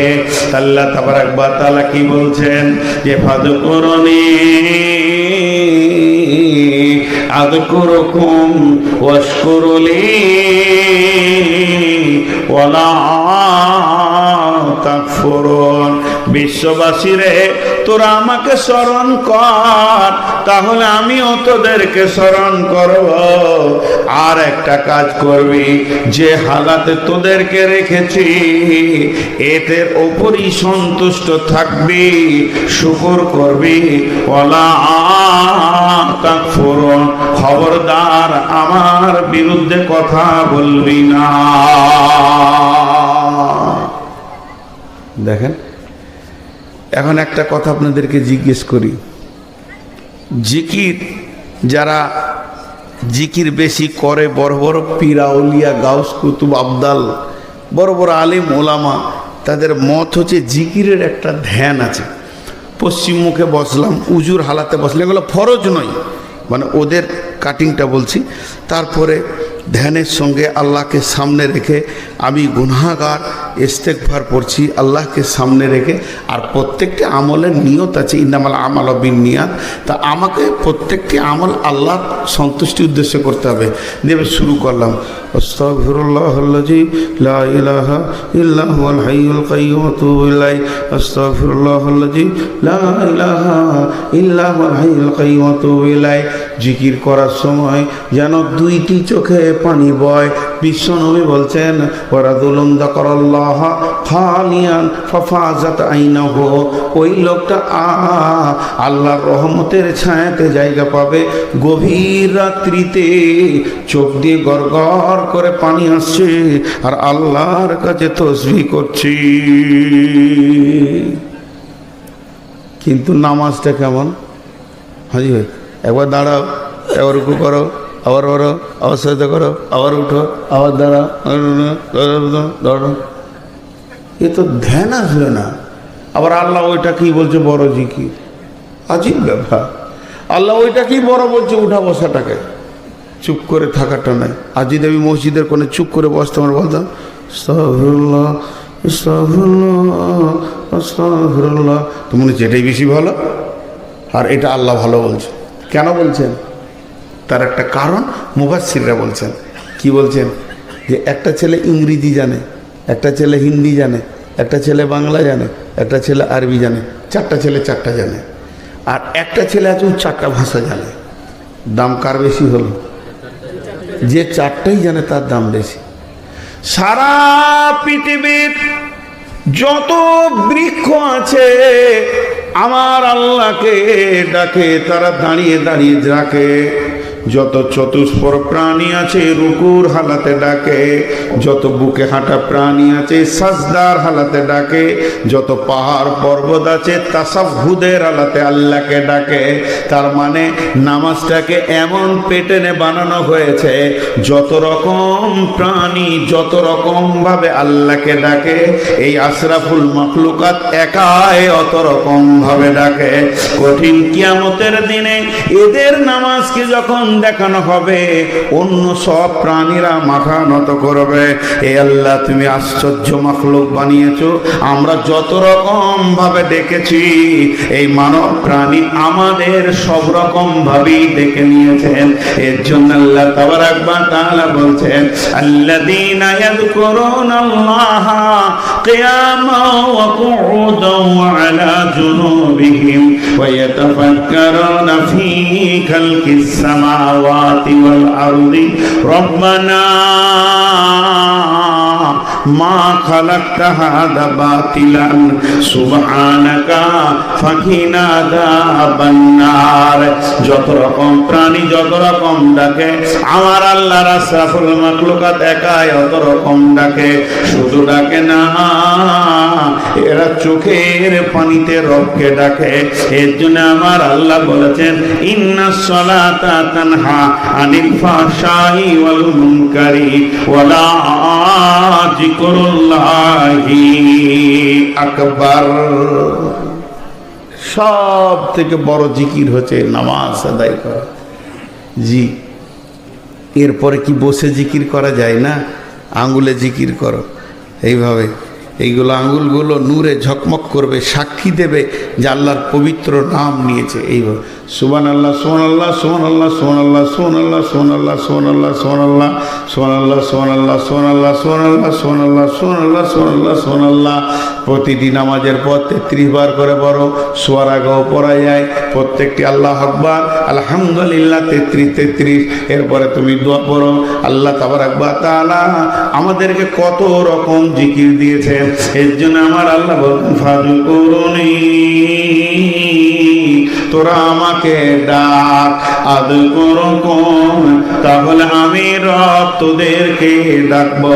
ওয়াশকুরুলি ওয়ালা তাকফুরুন, গোলাম রে যেমন হালাতে তোদেরকে রেখে দিব ওর উপরে শুকরিয়া করবি, খবরদার কুফরি করবি না। একটা প্র্যাকটিক্যাল করব, একটু বিরক্ত করব আপনাদেরকে। আর প্র্যাকটিক্যাল হলেই বিরক্ত লাগবে, কিন্তু প্র্যাকটিক্যালের পরে সঙ্গে সঙ্গে আমি জিজ্ঞেস করব যে কেমন লাগলো। জি, আল্লাহর হস্তে এইভাবে যে একসঙ্গে একজন বলবে আর সবাই বলবে এরকম কোনো দলিল নাই যে ইমাম সাহেব বলবে আর আপনারা তার সঙ্গে সঙ্গে মাথা নড়িয়ে নড়িয়ে বলবেন, এরকম কোনো দলিল নাই। আর এটা জিকির নয়, আর এইভাবে জিকির করতেই হবে এর কোনো ইয়ে নেই। তবে শিক্ষার জন্যে যেমন স্কুলে বলে বাচ্চা ছেলেরা বা মক্তবে দোয়া শিখায়, একজন বলে সবাই বলে, শিক্ষার জন্যটা বলে, ওটা আমলের নিয়তে বলে না। আর শিক্ষা করাটা আরেকটা আমল, পৃথিবীর সব থেকে বড় আমল হচ্ছে শিক্ষা গ্রহণ করা। তো শিক্ষার জন্যে 1 মিনিট আপনারা আমার সঙ্গে কথা বলেন। সুবহানাল্লাহ আলহামদুলিল্লাহ ওয়ালা ইলাহা জোরে বলেন, ওয়ালা ইলাহা ইল্লাল্লাহ আস্তাগফিরুল্লাহ আল্লাযী লা ইলাহা ইল্লা হুয়াল হাইয়ুল কাইয়্যুম ওয়া তুবু ইলাইহি। একটু জোরে বলেন, আস্তাগফিরুল্লাহ আল্লাযী লা ইলাহা ইল্লা হুয়াল হাইয়ুল কাইয়্যুম ওয়া তুবু ইলাইহি। হযরত আবু হুরায়রা মদিনাতে কিছুগুলো গাছের চারা এনেছেন, খেজুর গাছ হোক যাই হোক, এইভাবে বুঝছে, এইভাবে মাটি দিচ্ছে, আবার পানি ঢালছে। বিশ্বনবী বলেন, আবু হুরায়রা তুমি কি করো? আবু হুরায়রা বলে, রাসূলুল্লাহ আমি বাগান বানাতে রয়েছি। বলে এই বাগান তো থাকতেও পারে, এ বাগান হতেও পারে, না পারে, এটা মদিনার মাটি, তুমি জান্নাতের মাটিতে বাগান বানাও, ওই বাগান কোনো দিন গাছ মরবে না রে আবু হুরায়রা। আর এক একটা গাছ বিশাল আকার ধারণ করবে, আর সেগুলোতে মিষ্টি ফল হবে। এক একটা মিষ্টি ফলের ভিতরে 1.5 লক্ষর বেশি সম্ভার থাকবে স্বাদের। অতএব সেই গাছ বানানোর চেষ্টা করো। আবু হুরায়রা অবাক হয়ে তাকিয়ে আছেন, ইয়া রাসূলুল্লাহ আমি তো মদিনায় আছি, জান্নাতে কেমন করে আবাদ করব? জান্নাতের মাটি তো মদিনাতে নাই। বিশ্ব নবী বললেন, আল্লাহর পবিত্র নাম যতগুলি জবান দিয়ে তুমি নেবে রে, তোমার জন্য একটা একটা করে জান্নাতে গাছ লেগে যাবে। যারা বলেন আশহাদু আল্লা ইলাহা ইল্লাল্লাহ ওয়া আশহাদু আন্না মুহাম্মাদান আবদুহু ওয়া রাসূলুহু। বিশ্ব নবী বলে, বললাম উম্মত রে, যদি তুমি গুনাহ করতে করতে আকাশকে ছুঁয়ে দাও, সমুদ্রের ফানা বরাবর হয়ে যায়, আর মরুভূমির যত বালি আছে এতগুলো যদি তোমার দ্বারা গুনাহ হয়ে যায়, আর খালেস নিয়তে যদি সাইয়্যিদুল ইস্তিগফার একবার করে নিতে পারো, তোমার রব তার মেহেরবানিতে সেগুলো মাফ করে দেবেন। একবার মহব্বতের সঙ্গে বলি, আস্তাগফিরুল্লাহ আল্লাযী লা ইলাহা ইল্লা হুয়াল হাইয়ুল কাইয়্যুম ওয়া তুবু ইলাইহি। বন্ধুরা আমার, এই যে জিকিরগুলো আমরা যদি একদম একা ফজর বেলায়, ফজরের পরে কোনো সুন্নত নামাজ নাই, মসজিদ থেকে হুকুচুকি করে বের হব না, অন্তত আধা ঘন্টা তেলাওয়াত জিকিরে কাটিয়ে নেব, আসর পরেও তেলাওয়াত জিকিরে কাটিয়ে নেব, তাহলে আমার আত্মা মজবুত হবে। কোরআন বলছেন, আলা বিযিকিরিল্লাহি তাতমাইন্নুল কুলুব, যখন তুমি জিকির করবে তোমার দিল প্রশান্তি পাবে, আর দিলের যখন প্রশান্তি হবে সমস্ত কাজে তখন স্বতঃস্ফূর্ততা আসবে, এবং নামাজে ধ্যানে জ্ঞানে আল্লাহর সাথে কথা বলা হবে। আল্লাহ তাবারাক ওয়া তাআলা তাই বলেছেন, ফাযকুরুনি, তোরা আমাকে স্মরণ কর। আমরা আল্লাহকে যখন স্মরণ করব, আমার রব তখন আমাদেরকে স্মরণ করবেন। আযকুরুকুম, আমাদেরকে তিনি স্মরণ করবেন। এই জায়গাটা বুঝে আসছে না? আমি নাইলে আল্লাহর গোলাম, আল্লাহকে ডাকবো, তা আল্লাহর কি দরকার পড়েছে আমাকে ডাকবে? জি না, আল্লাহ স্মরণ করবেন মানে আমার ডাকে সাড়া দেবেন। আমি তার গোলাম, আমি একবার ডাকবো আল্লাহ, সে 10 বার বলবেন লাব্বাইক বান্দা, লাব্বাইক বান্দা, কি বলছিস তুই বল। এর নাম আল্লাহ। 10 বার সে বলবেন। আমি যদি আল্লাহর দিকে হেঁটে যাই, তা আল্লাহ বান্দার দিকে দৌড়ে আসেন, কিন্তু আমরা বুঝি না, আমাদের সেই বুঝটা চলে গেছে। জি, তো এই মান ক্বালা লা ইলাহা ইল্লাল্লাহ দাখালাল জান্নাহ, যে বলবে লা ইলাহা ইল্লাল্লাহ সে জান্নাতে যাবে। জি, তো এবারে দেখেন, গানে গানে বলে কি বলে না? আরে গানে বলে কি বলে না? লা ইলাহা গানে বলে কি বলে না? বাংলাদেশের গানগুলো শুনে দেখবেন, সুবহানাল্লাহ আলহামদুলিল্লাহ, নাটকের ভিতরে আস্তাগফিরুল্লাহ, সুবহানাল্লাহ আলহামদুলিল্লাহ, আর কত কথা বলবে ওরা, মনে হবে যেন একবার পরেশগার দিনদার। হাজি ভাই, নেকি হবে না গুনাহ হবে? গুনাহ হবে। এই জন্যে আমি এক জায়গায় বলেছি, আল্লাহর নাম নিলে গুনাহ হবে, আর ফেরাউনের নাম নিলে নেকি হবে। তো একজন প্রশ্ন করছে, এটা কেমন কথা বললেন? ঠিকই তো, আল্লাহর নাম যদি গানের মঞ্চে কেউ লাই, ঢোল তাবলাতে যদি লাই, তো আল্লাহর ইজ্জতের সে খর্ব করলো, আল্লাহর ইজ্জতকে সে নষ্ট করলো, আল্লাহ যে সম্মানের মাবুদ সেই সম্মানের সে ক্ষতি করে দিলের জন্য গুনাহ হবে। আর কোরআনের লাইনে যদি কেউ ফেরাউনের নাম নেয়, কোরআনের লাইনে, তাহলে কোরআনের লাইনে ফেরাউনের নাম নিলে ওটা কোরআনের ইজ্জতে একটা একটা অক্ষরে 10টা করে নেকি পাওয়া যায়। জি, ফাযকুরুনি আযকুরুকুম, তুমি স্মরণ করো আমি স্মরণ করব। ওয়াশকুরুলি ওয়ালা তাকফুরুন, গোলাম রে তোমাকে আমি যে হালাতে রাখবো ওই হালাতেই তুমি শুকরিয়া করে নিও, আমার সঙ্গে কুফরি করিও না। আল্লাহ কাউকে গরিব রেখেছে, কেউ হেঁটে যাবে, কেউ প্লেনে যাবে, কেউ গাড়িতে যাবে, কেউ দৌড়বে, যার যেমন আল্লাহ পৃথিবীতে দিয়েছে অর্থ। কাউকে আল্লাহ ল্যাংড়া বানিয়েছেন, কাউকে আল্লাহ আন্ধা বানিয়েছেন, কাউকে আল্লাহ খোঁড়া বানিয়েছেন, আল্লাহকে যেমন ভালো লেগেছেন ওই রকম বানিয়েছেন। তো আল্লাহর বানানোটা তাকে গ্রহণ করে নিতে হবে। ওয়াশকুরুলি ওয়ালা তাকফুরুন, যে হালাতে আল্লাহ তোমাকে রাখবে ওই হালাতেই তুমি শুকরিয়া করে নাও, খবরদার তোমরা কুফরি করিও না। এখন দু একটি কথা বলবো। হাজি ভাই, আপনারা বুঝে উত্তর দেন।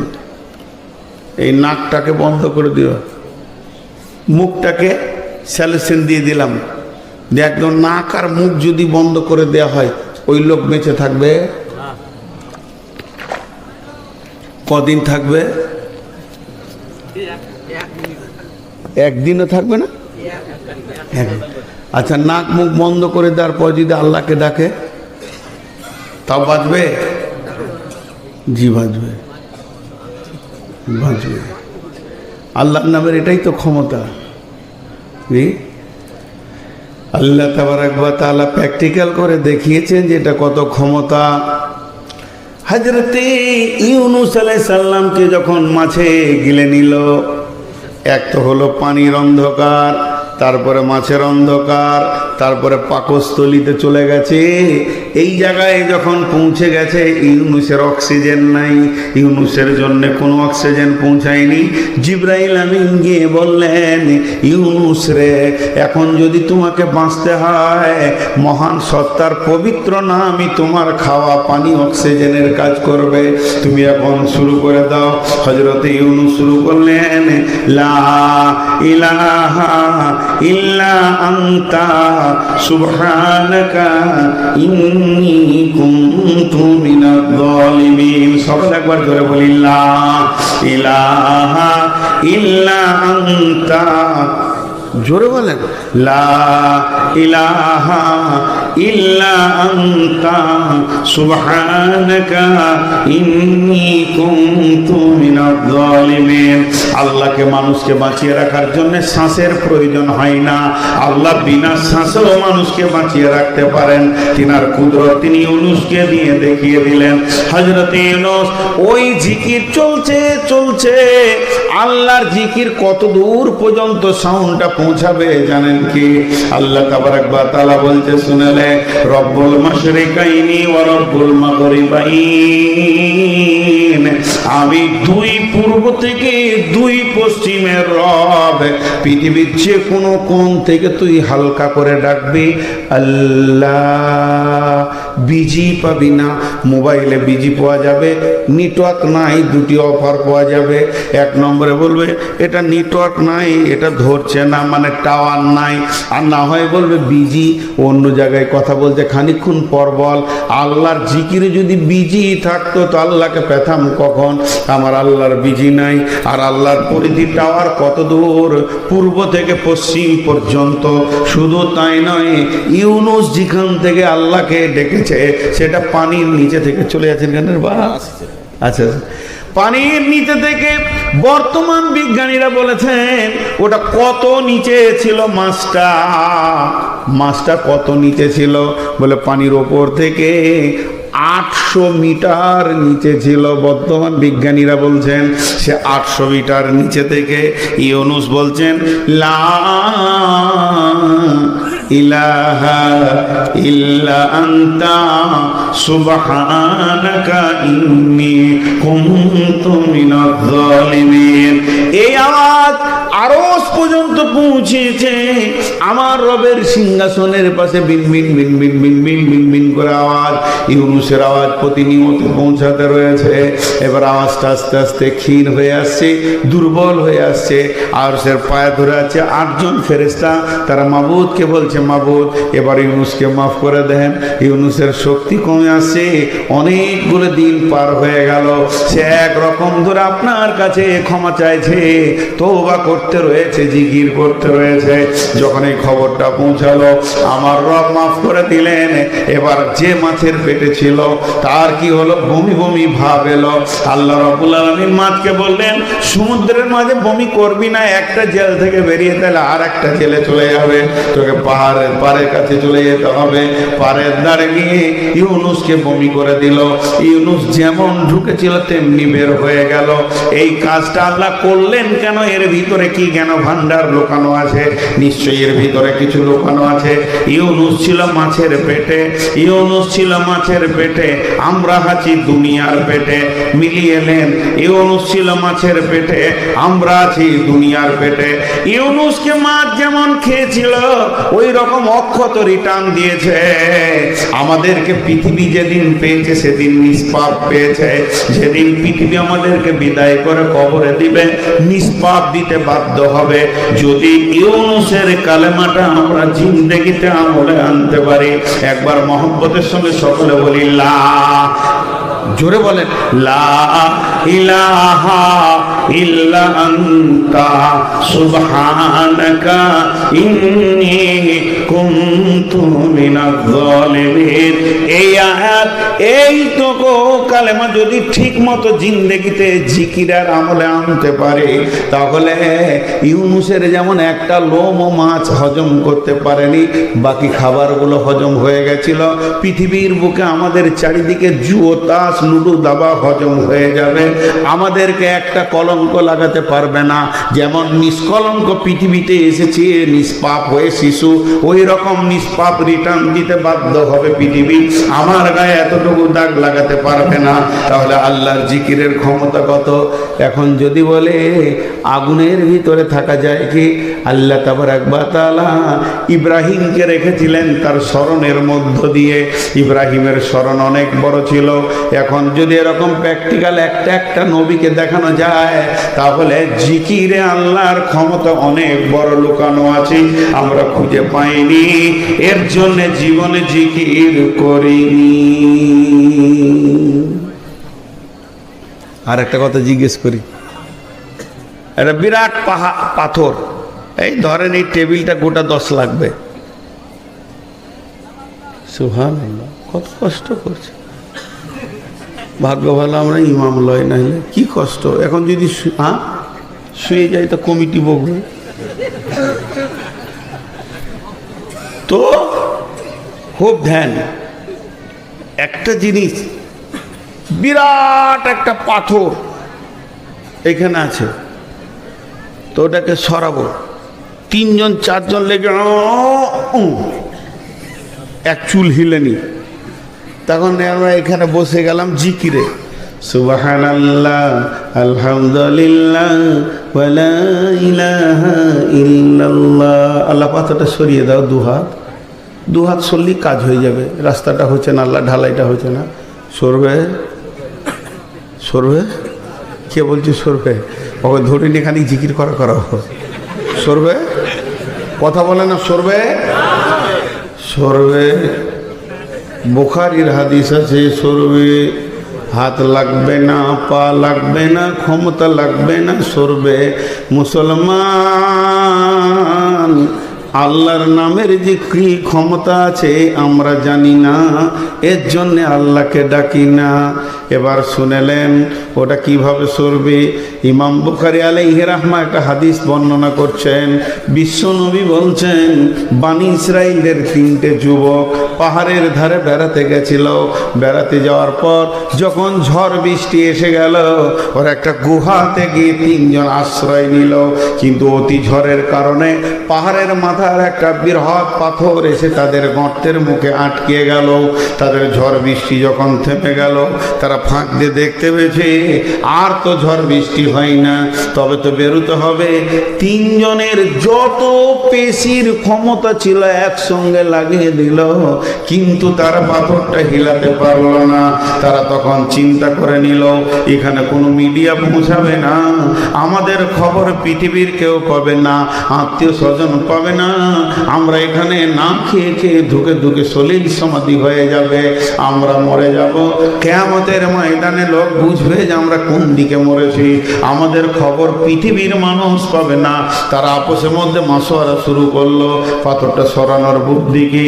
বলে জিসিপি ডাক, ডুজারে ডাক, তাও তো হবে না, বেরোতেই তো পারবো না, তো ডাকবো কাকে রে? বলে এখন একটাই শক্তি বাকি আছে, আল্লাহর নাম ধর। এবার 3জন আল্লাহকে স্মরণ করতে শুরু করলো। একজন বলল, মাবুদ আমার ঘরে একটা গোলাম একদিনের কাজ করে পালিয়ে গেছিল, যদি সেই কাজটা পালিয়ে গেছে তার একদিনের বেতনকে রেখে আমি একটা বকরি কিনে একটা পাল করে দিয়েছিলাম, অভাবের তাড়নায় সে একদিনের বেতনটা নিতে এসেছিল। আমি বলেছি সমস্ত বকরির পালটা তোমার, সে বিশ্বাস করে না। আমি তাকে বলেছি তোমার টাকা থেকে তোমাকে বাড়িয়ে দিয়েছি, তখন সে সেটা নিয়ে গেছে। মাবুদ রে, তোমাকে স্মরণ করছি, এটা যদি তোমার জন্য করে থাকি তাহলে পাথরটা সরিয়ে দাও। হালকা সরে গেল, মুখের কথা শুধু আল্লাহকে স্মরণ। 2জন বলল, মাবুদ আমার চাচাতো বোনটা দেখতে বড় সুন্দর ছিল, সুন্দরী ছিল। কি খুঁজছে? মোবাইল। ইন্নালিল্লাহ। আরে মৌলানা সাহেব মোবাইলটা দেন, দেখেন একবার। আচ্ছা রাস্তায় যদি কেউ চোখে পান তো দেবেন। একটু ছেলে মানুষ যারা আছে সাথে যাও, 2জন লাইট নিয়ে যাও, আপনারা ধ্যান দেন। সকলে আমরা দোয়া করি যেন উনি পেয়ে যান, আল্লাহ কবুল করুন, আল্লাহ আমিন। এরপর 2জন বলল, চাচাতো বোনটা দেখতে বড় সুন্দরী ছিল, কিন্তু মনে মনে বাসনা এ কামনাই তাকে আমি আমার সঙ্গে রাখতাম, কিন্তু আমার চাচাতো বোনকে কোনোদিন প্রস্তাব দিতে পারিনি। আমার কুপ্রস্তাবটা শুধু আমার মনের ভিতরেই ঘুরতো। হঠাৎ আমার বোনটা একদিন সে অভাবের তাড়নায় আমার কাছে ঋণ করতে এলো, এই সুযোগে আমি কুপ্রস্তাবটা দিয়ে ফেললাম। আর যখনই প্রস্তাব দিলাম সঙ্গে সঙ্গে গ্রহণ করে নিল। এই আল্লাহ, এই প্রস্তাবটা যে সে গ্রহণ করছে, মাবুদ রে বলেন। আমরা 2জনে নির্জন জায়গায় পৌঁছে গেলাম, একদম কাজের কাছাকাছি পৌঁছেছি। এমন আনন্দের টাইম, মধুর টাইমে দেখছি আমার চাচাতো বোনের 2 চোখ দিয়ে গড় গড় করে পানি। আমি বললাম, বোন তুমি এখন কাঁদো কেন? এটা তো আনন্দের টাইম। আমার চাচাতো বোনটা বলে ফেললো, ভাই আমি আল্লাহর ভয়ে কাঁদছি। মাবুদ রে, সঙ্গে সঙ্গে আমি সেখান থেকে ফিরে এলাম। মাবুদ, এটা যদি আমি তোমার ভয় করে থাকি তো পাথরটা সরিয়ে দাও। 3জন বলল যে আমি আমার মা বাপের জন্য প্রতিদিনের ছাগলের দুধ তয়ে খাওয়াই। একদিন ঘাস দেখতে দেখতে বহু দূর রাস্তা অতিক্রম করে চলে গেছি, তারপরে সেখান থেকে ফিরে এসে দেখি মা বাপ ঘুমিয়ে গেছে। পেয়ালা, দুধের পেয়ালাটা নিয়ে আমি ছেলেকে বিবিকে না দিয়ে আব্বা মায়ের জন্য দাঁড়িয়ে থেকে গেলাম। মাবুদ যদি এটা তোমার খুশির জন্য করে থাকে তাহলে তুমি পাথরটা সরিয়ে দাও। 3জন আল্লাহকে স্মরণ করলো, পাথর সরে গেল। এখানে একটা পেয়েছেন, রিং হচ্ছে, হ্যাঁ পেয়ে গেছে, পেয়ে গেছে ইনশাল্লাহ। আপনাদেরকে মিষ্টি খেতে 5000 টাকা দিবে। আমরা বাপ বেটা, আমার আব্বার নাম ইরফান। জি, আমি একটা ছোট্ট করে বই লিখেছি আপনাদের সামনে। বইটা কি জানেন? পৃথিবীতে নামাজের দাওয়াত প্রচুর, রোজার দাওয়াত প্রচুর, মানুষ মানুষকে সুদ খেও না, মদ খেও না বলছে, কিন্তু হজের ব্যাপারে, উমরার ব্যাপারে কোনো দাওয়াত নাই। মানুষ সব ঘুমিয়ে গেছে হজ উমরা, টাকা হচ্ছে তারপরও। তা আমি একটা মক্কা মদিনার সফর বলে 20 টাকার ছোট্ট বই লিখেছি। ওই বইটা আপনাদের এখানে আছে, 200 পিস পাবেন ইনশাল্লাহ। আমার লোক বসে আছে পেছনে, 20 টাকা পিস মাত্র, ওটা দেখবেন, মক্কা মদিনার সফর। তো আমি যে কথা আপনাদের সামনে বলছি যে এরা আল্লাহকে স্মরণ করলো, এখান থেকে একটা লাভের কথা বলে দিই। লাভের কথা খুব ভালো করে শুনবেন, এটা পার্থিব এই রানিং লাভ বলছি। আপনার বাড়ি এখানে ডান দিকে বেঈমান আপনাকে কষ্ট দিচ্ছে, বাম দিকে যে ঘর সে এক ডাকাত আপনাকে কষ্ট দিচ্ছে, পেছন দিকে আপনার চাচাতো ভাই আপনাকে নিষ্পেষণ চালাচ্ছে, সামনে আপনার বড় ভাই রয়েছে, সেও দেখতে পারে না, যেন আপনি বাস করছেন চামড়ার ঘরে, কুকুরের টানাটানি করছে। বন্ধুরে, গভীর রাত্রিতে উঠে খালি আল্লাহকে বলে দেন, মাবুদ আপনি তো মুসাকে রাস্তা দিয়েছিলেন, বানি ইসরাইলে 3 জনের পাথর সরিয়ে দিয়েছিলেন, এই মাবুদ বেঈমানগুলোকে ক্লিয়ার করে দিয়ে আমাকে রাস্তা ক্লিয়ার করে দাও। তো ষাঁড় মরবে, ষাঁড়ের পুঁকাও মরে যাবে। বন্ধুরে, অতএব আল্লাহর স্মরণের ভিতরে বিরাট বড় লাভ লুকানো আছে। এর জন্য আমার রব বলেছেন, আলা ফাদকুরুনি আযকুরুকুম ওয়াশকুরুলি ওয়ালা তাকফুরুন। প্রথম গুনাহ কে করেছিল? হ্যাঁ, আদম আলাইহিস সালাম। গুনাহ আদম আলাইহিস সালাম করেছিল, দিয়ে তওবা করলেন কি করলেন না? যারা বলেন অনুসূচনা হয়েছিল কি হয়নি? ওনার তওবার ভিতর অনুসূচনা ছিল কি? আল্লাহুম্মা, সকলে জোরে বলি, আল্লাহুম্মা ইন্নী জালামতু নাফসি জুলমান কাসীরা ওয়া লা ইয়াগফিরুদ যুনুবা ইল্লা আনতা ফাগফিরলি মাগফিরাতান মিন ইনদিকা ওয়ারহামনি ইন্নাকা আনতাল গাফুরুর রহিম। দেখেন, আপনারা উঠছেন কেন ভাই? এখনই জিকির করতে যাবেন নাকি? না তাহারি হচ্ছে না, তো ভালো লাগছে না? আও আও আও আও বলছে, দয়ার নবী আমার ভিসা লাগিয়ে দাও। আচ্ছা, নবী কি হাই কমিশনার? তোকে মদিনার ভিসা লাগাবে? মদিনার ভিসা লাগিয়ে দাও। মুর্শিদো, হ্যাঁ হ্যাঁ, এর কত কত নম্বর যে পাগলা, ওকে রাঁচিতেও নিবে না। রাঁচির ডাক্তাররা বলবে, অনেক পাগলা দেখেছি ল্যাংটা হয়ে নাচে, কিন্তু তোর মতো পাগলা দেখিনি। হ্যাঁ, আর হাফ লেডিস, মুখটা তো আর হাফ লেডিস, জি, পুরুষের মুখও নাই।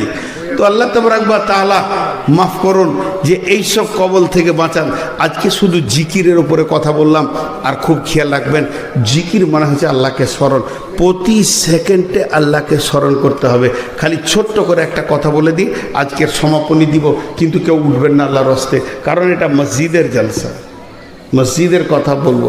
আমার বক্তব্য বন্ধ না হওয়া পর্যন্ত আপনারা উঠবেন না। আমি একটা চ্যাপ্টার খালি চেঞ্জ করব।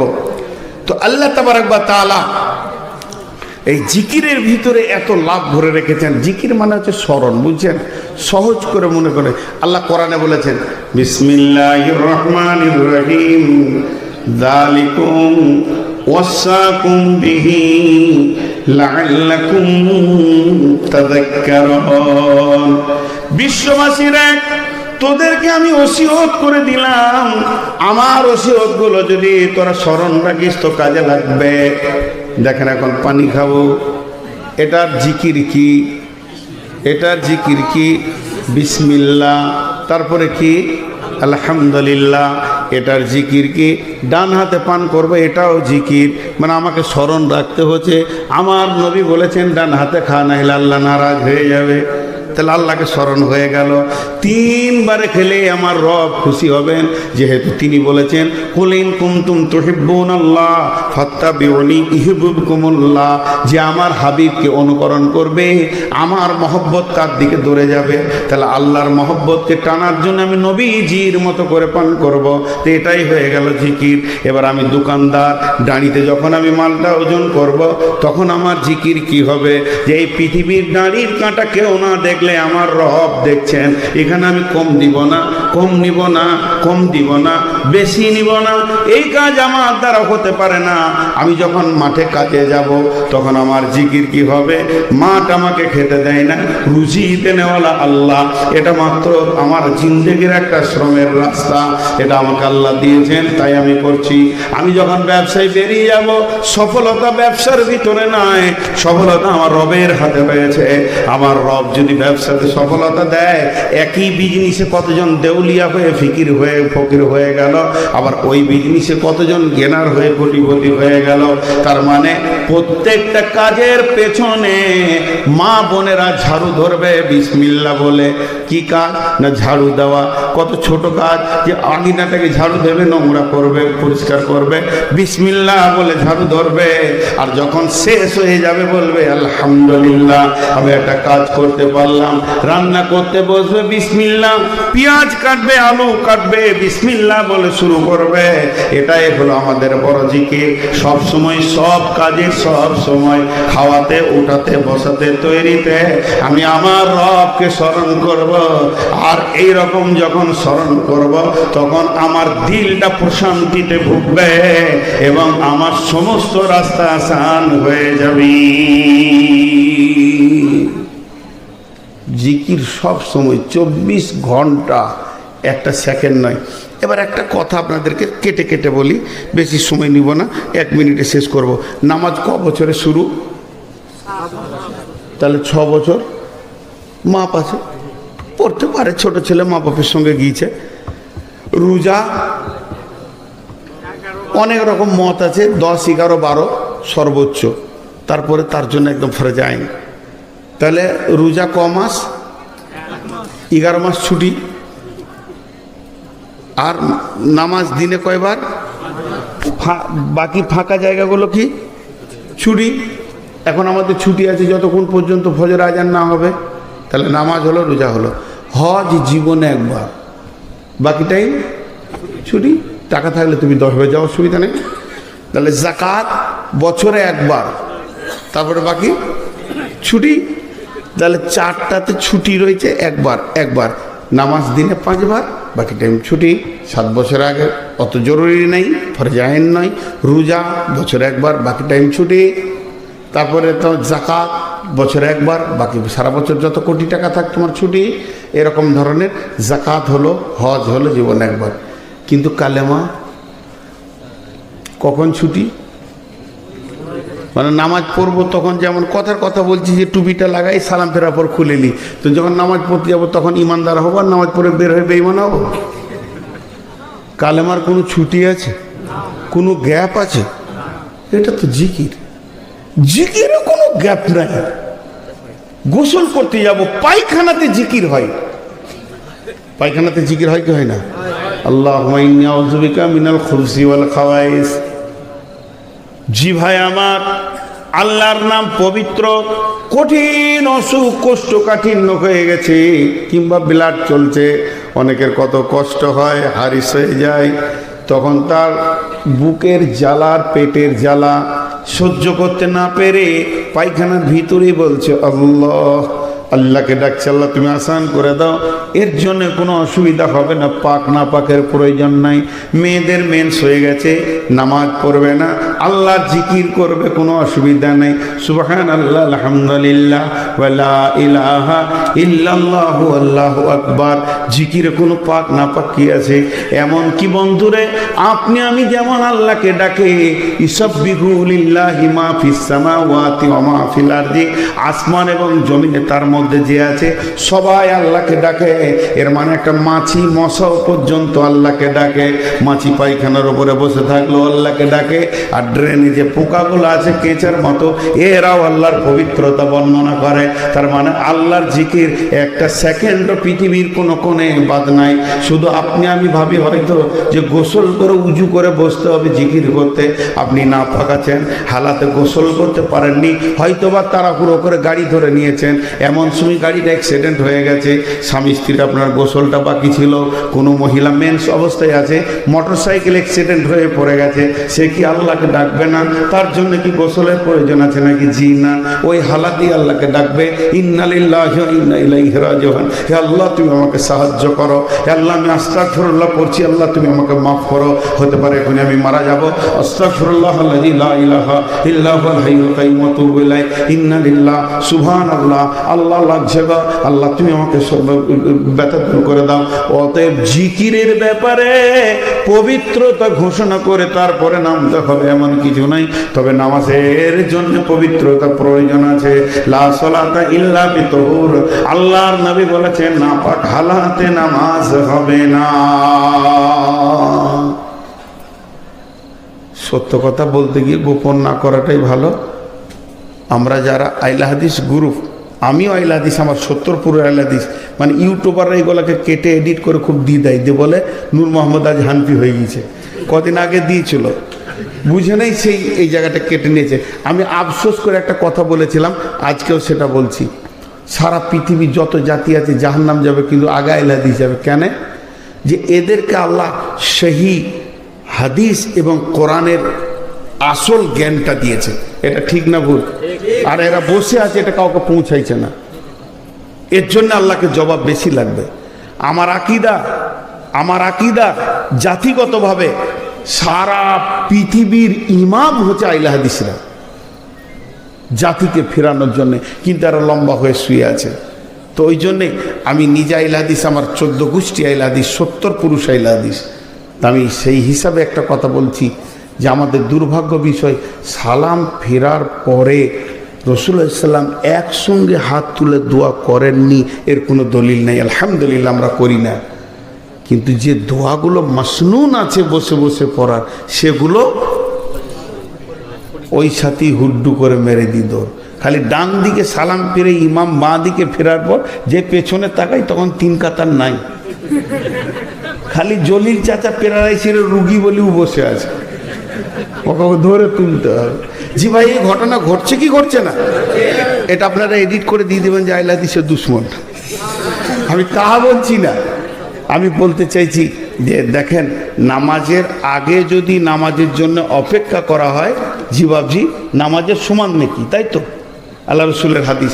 আর নামাজের পরে যদি কেউ কাতারে বসে থাকে তো নামাজের সমান নেকি। নামাজের আগে কেন নামাজের সমান নেকি? তার কারণ আপনি একটা বিরাট কাজে নামবেন, তার আগে যদি আপনার ধ্যান জ্ঞান ঠিক করেন, এখন নামাজ পড়তে হবে, আল্লাহকে ডাকবো, এক ধ্যানে ডাকবো, কিছু জিকির করেন, দেখবেন নামাজটা পুরো আনন্দ পাবেন। আর নামাজের পরে যদি আপনি সময় কাটান তো নাকি পাবেন। তো ওই হুটপাট করে দূরে পালালে হবে না। তো আমাদের আল্লাহ জিকির করতে হবে কি হবে না? এখন এই জালসাটা হচ্ছে মসজিদের, আর এরা মসজিদ কমিটি খুব চালাক নয়। অতগুলো টাকা যদি সামনে রাখে আর কেউ দান দিবে, দেখে তো মনে হচ্ছে যে স্টেট ব্যাংক ফেল মারে। হ্যাঁ, টাকা পয়সা হচ্ছে গোপনীয় জিনিস, ওরা থাক মেরে মেরে সামনে রাখছে, কেউ দান দেবেন। ফকিরি হালাত সব সময় দেখাতে হবে। কান্নাকা গরিব, ছিঁড়া জামা পরো, কোটি টাকা পকেটে রাখো, বুঝে না। তো যাই হোক, এখন আপনাদের কাছে শেষ আবেদন, মা বোনেরা, আপনারা আমাকে আল্লাহর ওয়াস্তে একবার প্রাণ খুলে কিছু দান দেন। ওখানে মেয়েদের কাছে চাদর পাঠান, মেয়েদের ডিউটিতে যারা আছেন চাদর নিয়ে যান। আমি আপনাদেরকে বলছি, বেটি বোন, 100-200 টাকা আপনারা দেন। আর যারা সামনে বসে আছেন, আপনাদের কাছে 5 থেকে 7 মিনিট টাইম নিচ্ছি, খালি উঠবেন না, হাতগুলো ধরছি, আল্লাহর ওয়াস্তে বলছি, উঠবেন না। 5-7 মিনিট পর ছেড়ে দেবো ইনশাআল্লাহ। কেউ আছেন 2000-5000 দেনেওয়ালা? কত? 1000, 2000-5000 দেনেওয়ালা কেউ আছেন? আল্লাহর গোলাম কেউ আছেন? এইখানে একটা 1000 টাকা এসেছে অনেকক্ষণ। জি, শাহিনা বিবি 500 টাকা, তারপর নজরুল 1000 দেন। আর কে আছেন? শাহিনা বিবি 500, নজরুল 1000। ভাই আর চলে যাবেন না, খালি এটা আমার প্রথম আবদার। একসঙ্গে ভাঙবো, দোয়া করে ভাঙবো, আল্লাহ খুশি হবেন।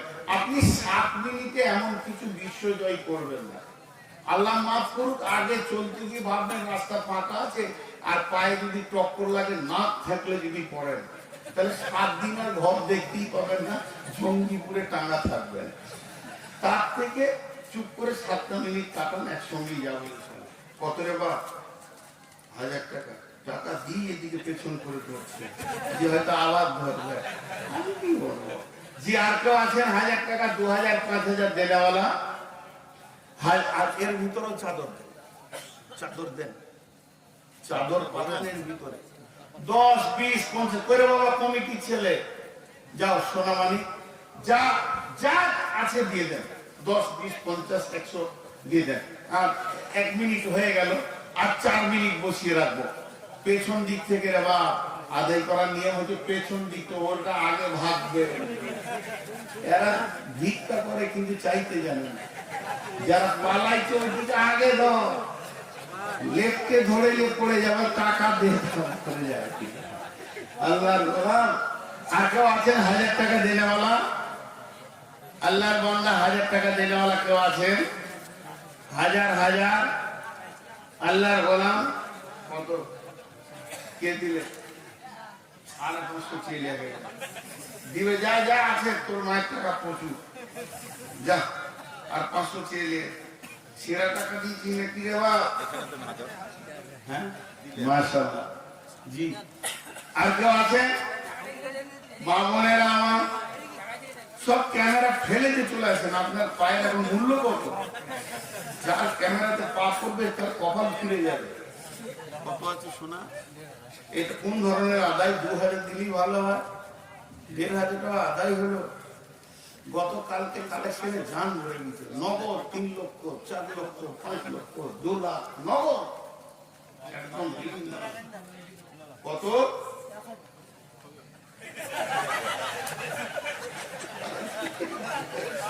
ও কি বললে বুঝতে পারলাম না, এত তাড়াহুড়ো করছে। আর কেউ আছেন? আল্লাহর গোলাম চলে যান না। দেখেন 2 মিনিট হয়ে গেল, 3 মিনিট, 5 মিনিটে ছেড়ে দেন। রাসিবুল শেখ 5000 দিল, ছেলে একটা কদিন আগে মারা গেছে। দেখেন 5000 টাকা দিয়েছে। আব্বা কাকে বলে? ছেলে মরে গেছে তাও ছেলে। ছেলে এমন একটা জিনিস, আর মা বাপও একই জিনিস। মা বাপের খিদমত মরার পরও সন্তান করতে পারবে। জি কাসিবুল ভাই সন্তানের জন্য 5000 দিবেন।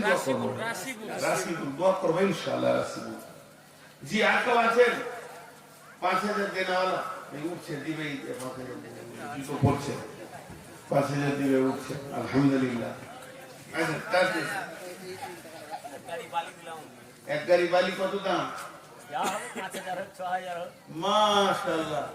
এক গাড়ি বালি, এক গাড়ি। মেয়েদের দিক থেকে 1,14,000 টাকা এসছে। মেয়েদের দিক থেকে 1,14,000 এসেছে। তাহলে আর কত বাকি আছে? 36,000 বাকি আছে। 1.5 লাখ হতে মা বোনেরা 1.5 লাখ হতে 36,000 বাকি। হ্যাঁ 5,000 কি না? কারণ হ্যাঁ অবশ্যই দাবি গুলো সত্য। কত? 1,000 আর নাই? একবার নেই আর 500 নেই, 100 টাকা নেই।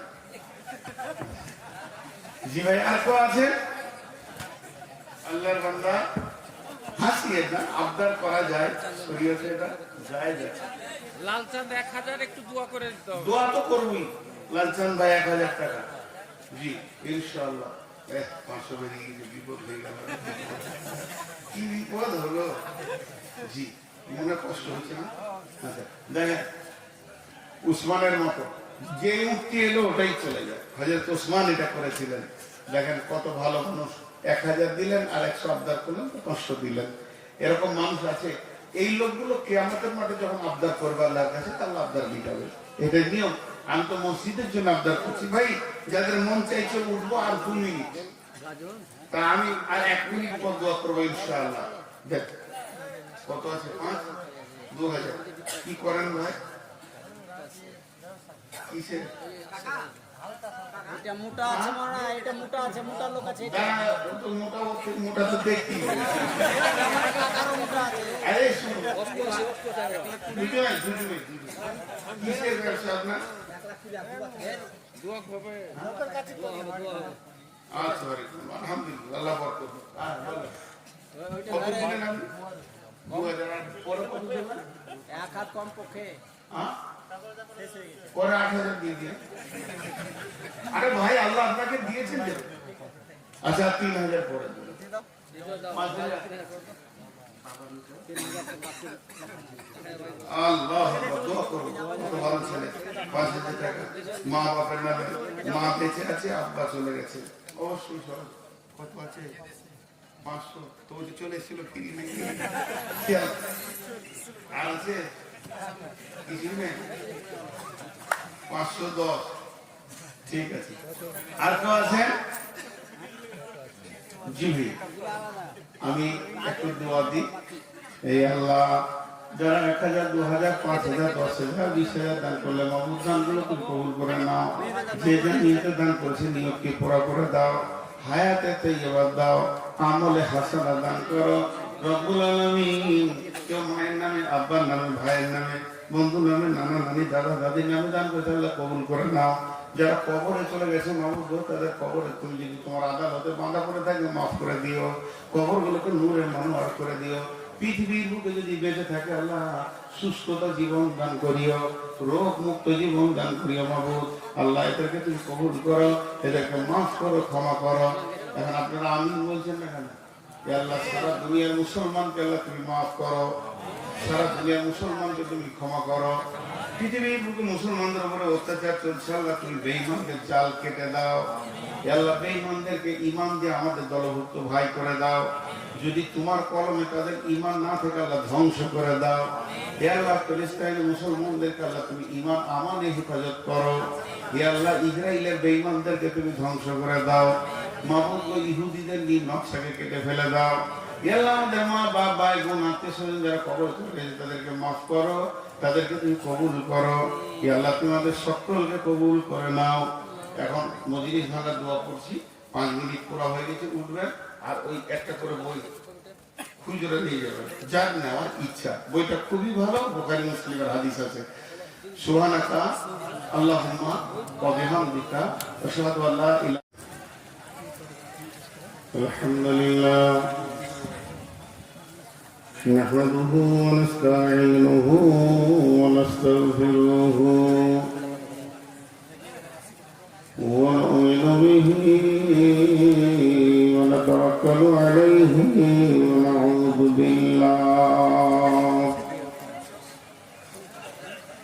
ওয়া নাউযু বিল্লাহি মিন শুরুরি আনফুসিনা ওয়া মিন সাইয়্যাতি আ'মালিনা।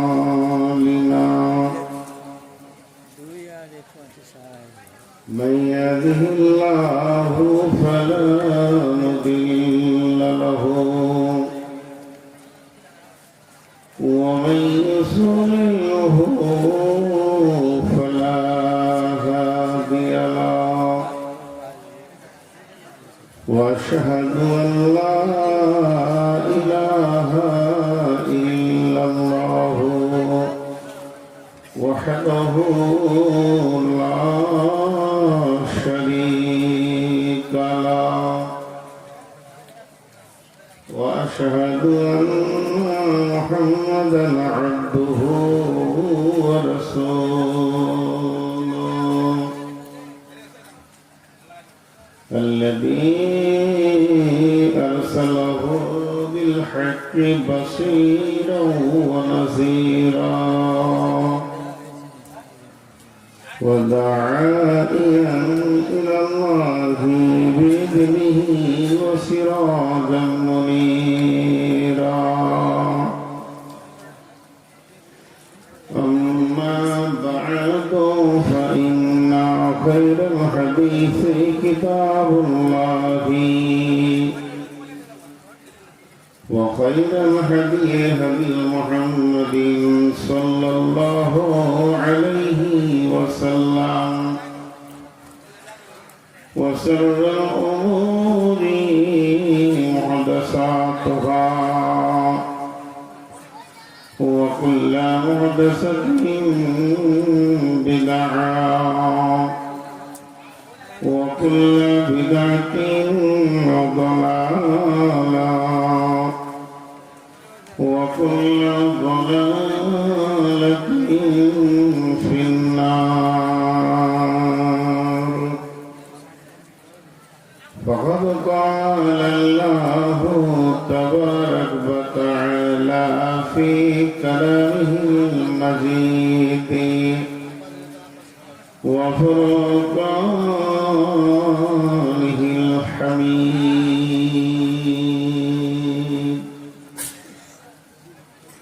أعوذ بالله من الشيطان الرجيم. إن في خلق السماوات والأرض واختلاف الليل والنهار لآيات لأولي الألباب الذين يذكرون الله قياما وقعودا وعلى جنوبهم ويتفكرون في خلق السماوات والأرض ربنا ما خلقت هذا باطلا سبحانك فقنا عذاب النار. بسم الله الرحمن الرحيم. فاذكروني أذكركم واشكروا لي ولا تكفرون. بسم الله الرحمن الرحيم. على بذكر الله تطمئن القلوب. بسم الله الرحمن الرحيم. إن الصلاة تنهى عن الفحشاء والمنكر ولذكر الله أكبر. بسم الله الرحمن الرحيم. قل هو الله أحد الله الصمد لم يلد ولم يولد ولم يكن له كفوا أحد.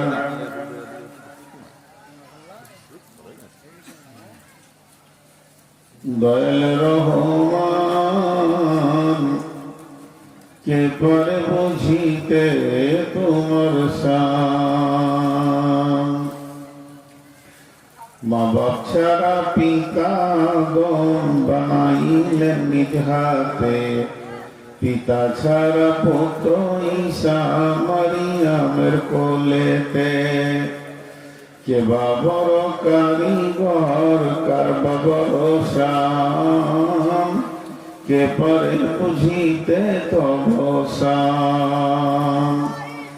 দয়াল রহমান কে পারে বুঝিতে তোমার শান। শ্রদ্ধেয় সুযোগ্য আজকের সভার সভাপতি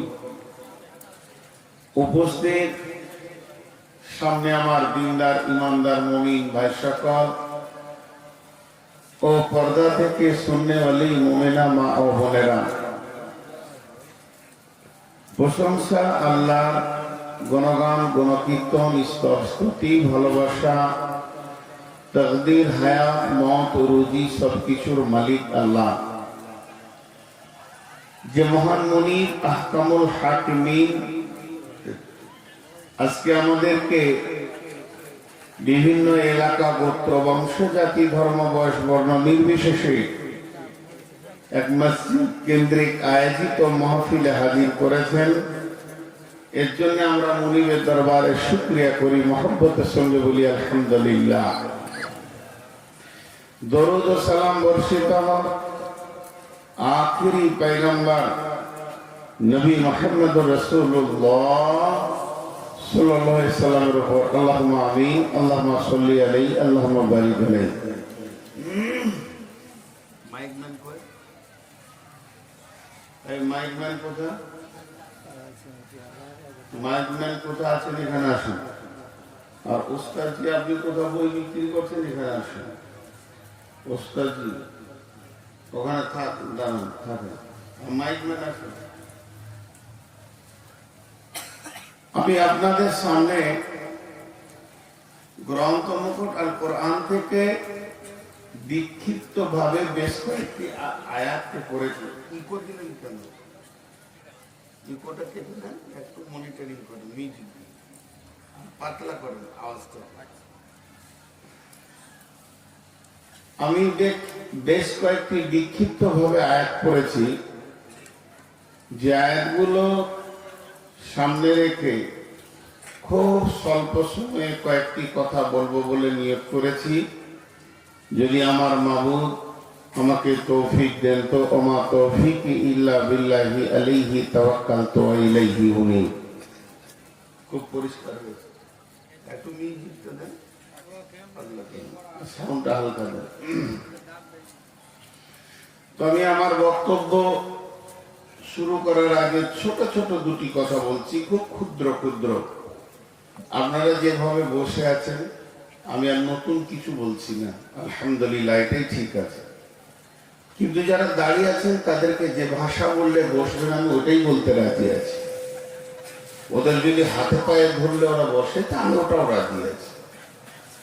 যে মানুষ একটা মাহফিলে আসার পর সে বুঝতে পারে না যে আমি কোন জায়গায় আছি, তো দুঃখ করিয়েন না, এটা আমরা না বললেও চলে না। পৃথিবীর বুকে কিছু জিনিস মানুষ মানতে রাজি নয়। আমি উদাহরণ দিব, উপস্থাপনাটা 5 থেকে 7 মিনিট বলবো, তারপর আপনি যদি বায়ান না শুনেন বাড়ি চলে যান, তাও কাজ হয়ে যাবে। বুঝে নেবেন আজকে বক্তব্যটা কি। আমার উদাহরণগুলো খুব ভালোভাবে শুনবেন। এখানে একটা পুকুর আছে, পুকুরটা আমার, সেটা খনন করেছি আমি, পানি ভরেছি আমি, এবং সেই পুকুরে 5 রকম 7 রকম মাছ ছেড়েছি আমি। আল্লাহ আমাকে পয়সা দিয়েছেন, আমি কাতলের মাছ রেখেছি, রুই আছে, মৃগ আছে, সেখানে আমার 5-7 রকম মাছকে আমি সেখানে রেখেছি। পুকুরের পারে আপনি দাঁড়িয়ে আছেন, চিন্তা করছেন কি মাছ থাকতে পারে। আপনার সন্দেহ হওয়াটা স্বাভাবিক, পানির ভিতরে আপনার চোখ যাচ্ছে না।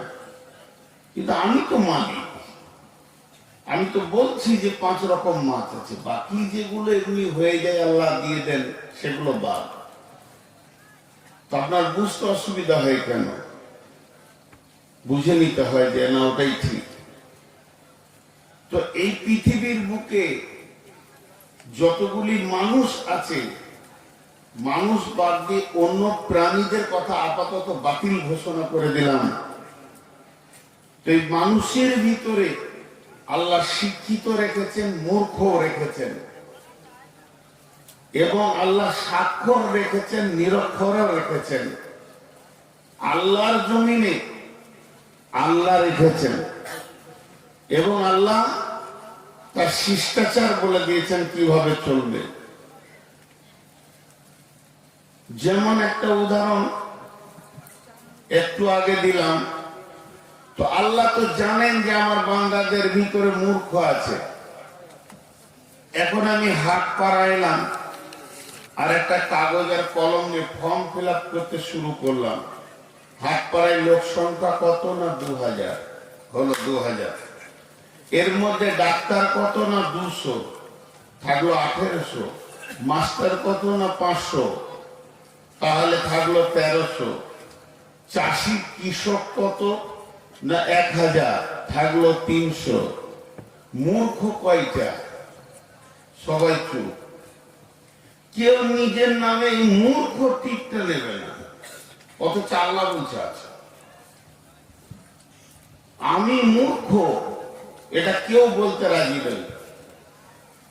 পৃথিবীর বুকে সব থেকে মাথা মোটা, যার কথা বলার হুঁশ নাই, যার সামাজিক জ্ঞান নাই, তাকেও যদি বলা হয় তুমি খুব চালাক শিক্ষিত, তো ঠিক করে হাসবে, ওর মনটা খুশি হবে যে মৌলানা সাহেব হয়তো ঠিকই বুঝেছে। হ্যাঁ, এরপরে বলবে একটা চা খান। তুই আমার কথা 500 টাকা মনে পেয়েছি। তুই মূর্খতে টিক মারবে কে, আর কার নামে মূর্খতাটা লাগবে? 1 নম্বর। 2 নম্বর, আমি একটা মূর্খকে বুঝাবার জন্য নেমেছি। চায়ের দোকানে নিরেট মূর্খ, আর কোনো হুঁশ নেই, আর ওকে আমি জান দিয়ে বুঝাতে চাইছি। তো আপনাকে ভাবতে হবে আপনি কোরআনের বাইরে চলে গেছেন।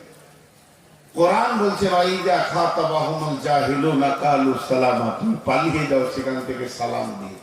আর আমি চাইছি বুঝাতে, আর কোরআন বলছে পারবি না, তার মানে আমি নিজেই কোরআনের বিরুদ্ধে চলে গেছি। তখন ভাবতে পারছি না। কিছু কিছু কাজ আমাদের মূর্খের মতো হয়। না জানি এই পৃথিবীতে যতজন চেয়ারে বসে ঘন্টার পর ঘন্টা বক্তব্য রাখছে, আর বক্তার লিস্টে যতগুলো নাম এই পৃথিবীতে যারা জীবিত আছে এসেছে, তার মধ্যে বাংলা ভাষায় যতজন বক্তা আছে, যদি কোনো মূর্খ বক্তা দেখতে চান তা সেটা ভালো করে আমাকে দেখে নেন এবং ফেসবুকে দিয়ে দেন। নাম আছে আরবিতে জ্ঞান, নাম আছে উর্দুতে জ্ঞান, নাম আছে ইংলিশে জ্ঞান, না বাংলা ভালো বলতে জানি, তারপরও আপনাদের দুয়ার বরকতে প্রতিদিনই চলছে। তো এটা শুধু দুয়ার বরকতে। কিন্তু আমি যে কথাটা বলার জন্য আপনাদেরকে বলতে চাইছি, জানতে চাইছি যে প্রকৃত জ্ঞানী কে আর প্রকৃত মূর্খ কে?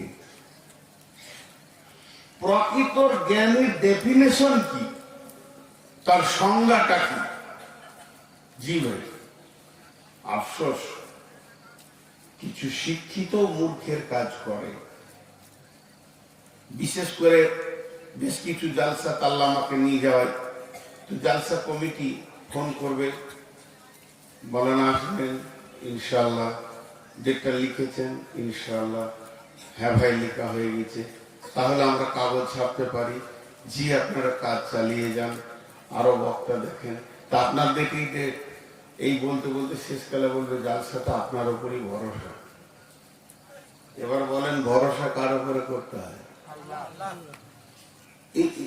এই অজান্তে কত বড় শিরকের কথা বলে। আমি আবার বলি, একবার ইস্তেগফার করে নতুন করে কালেমা পড়েন। আপনি কথাটা বললেন কি করে যে আমার উপরে ভরসা? ভরসা তো আল্লাহর উপরে। তো প্রকৃত জ্ঞানী কে?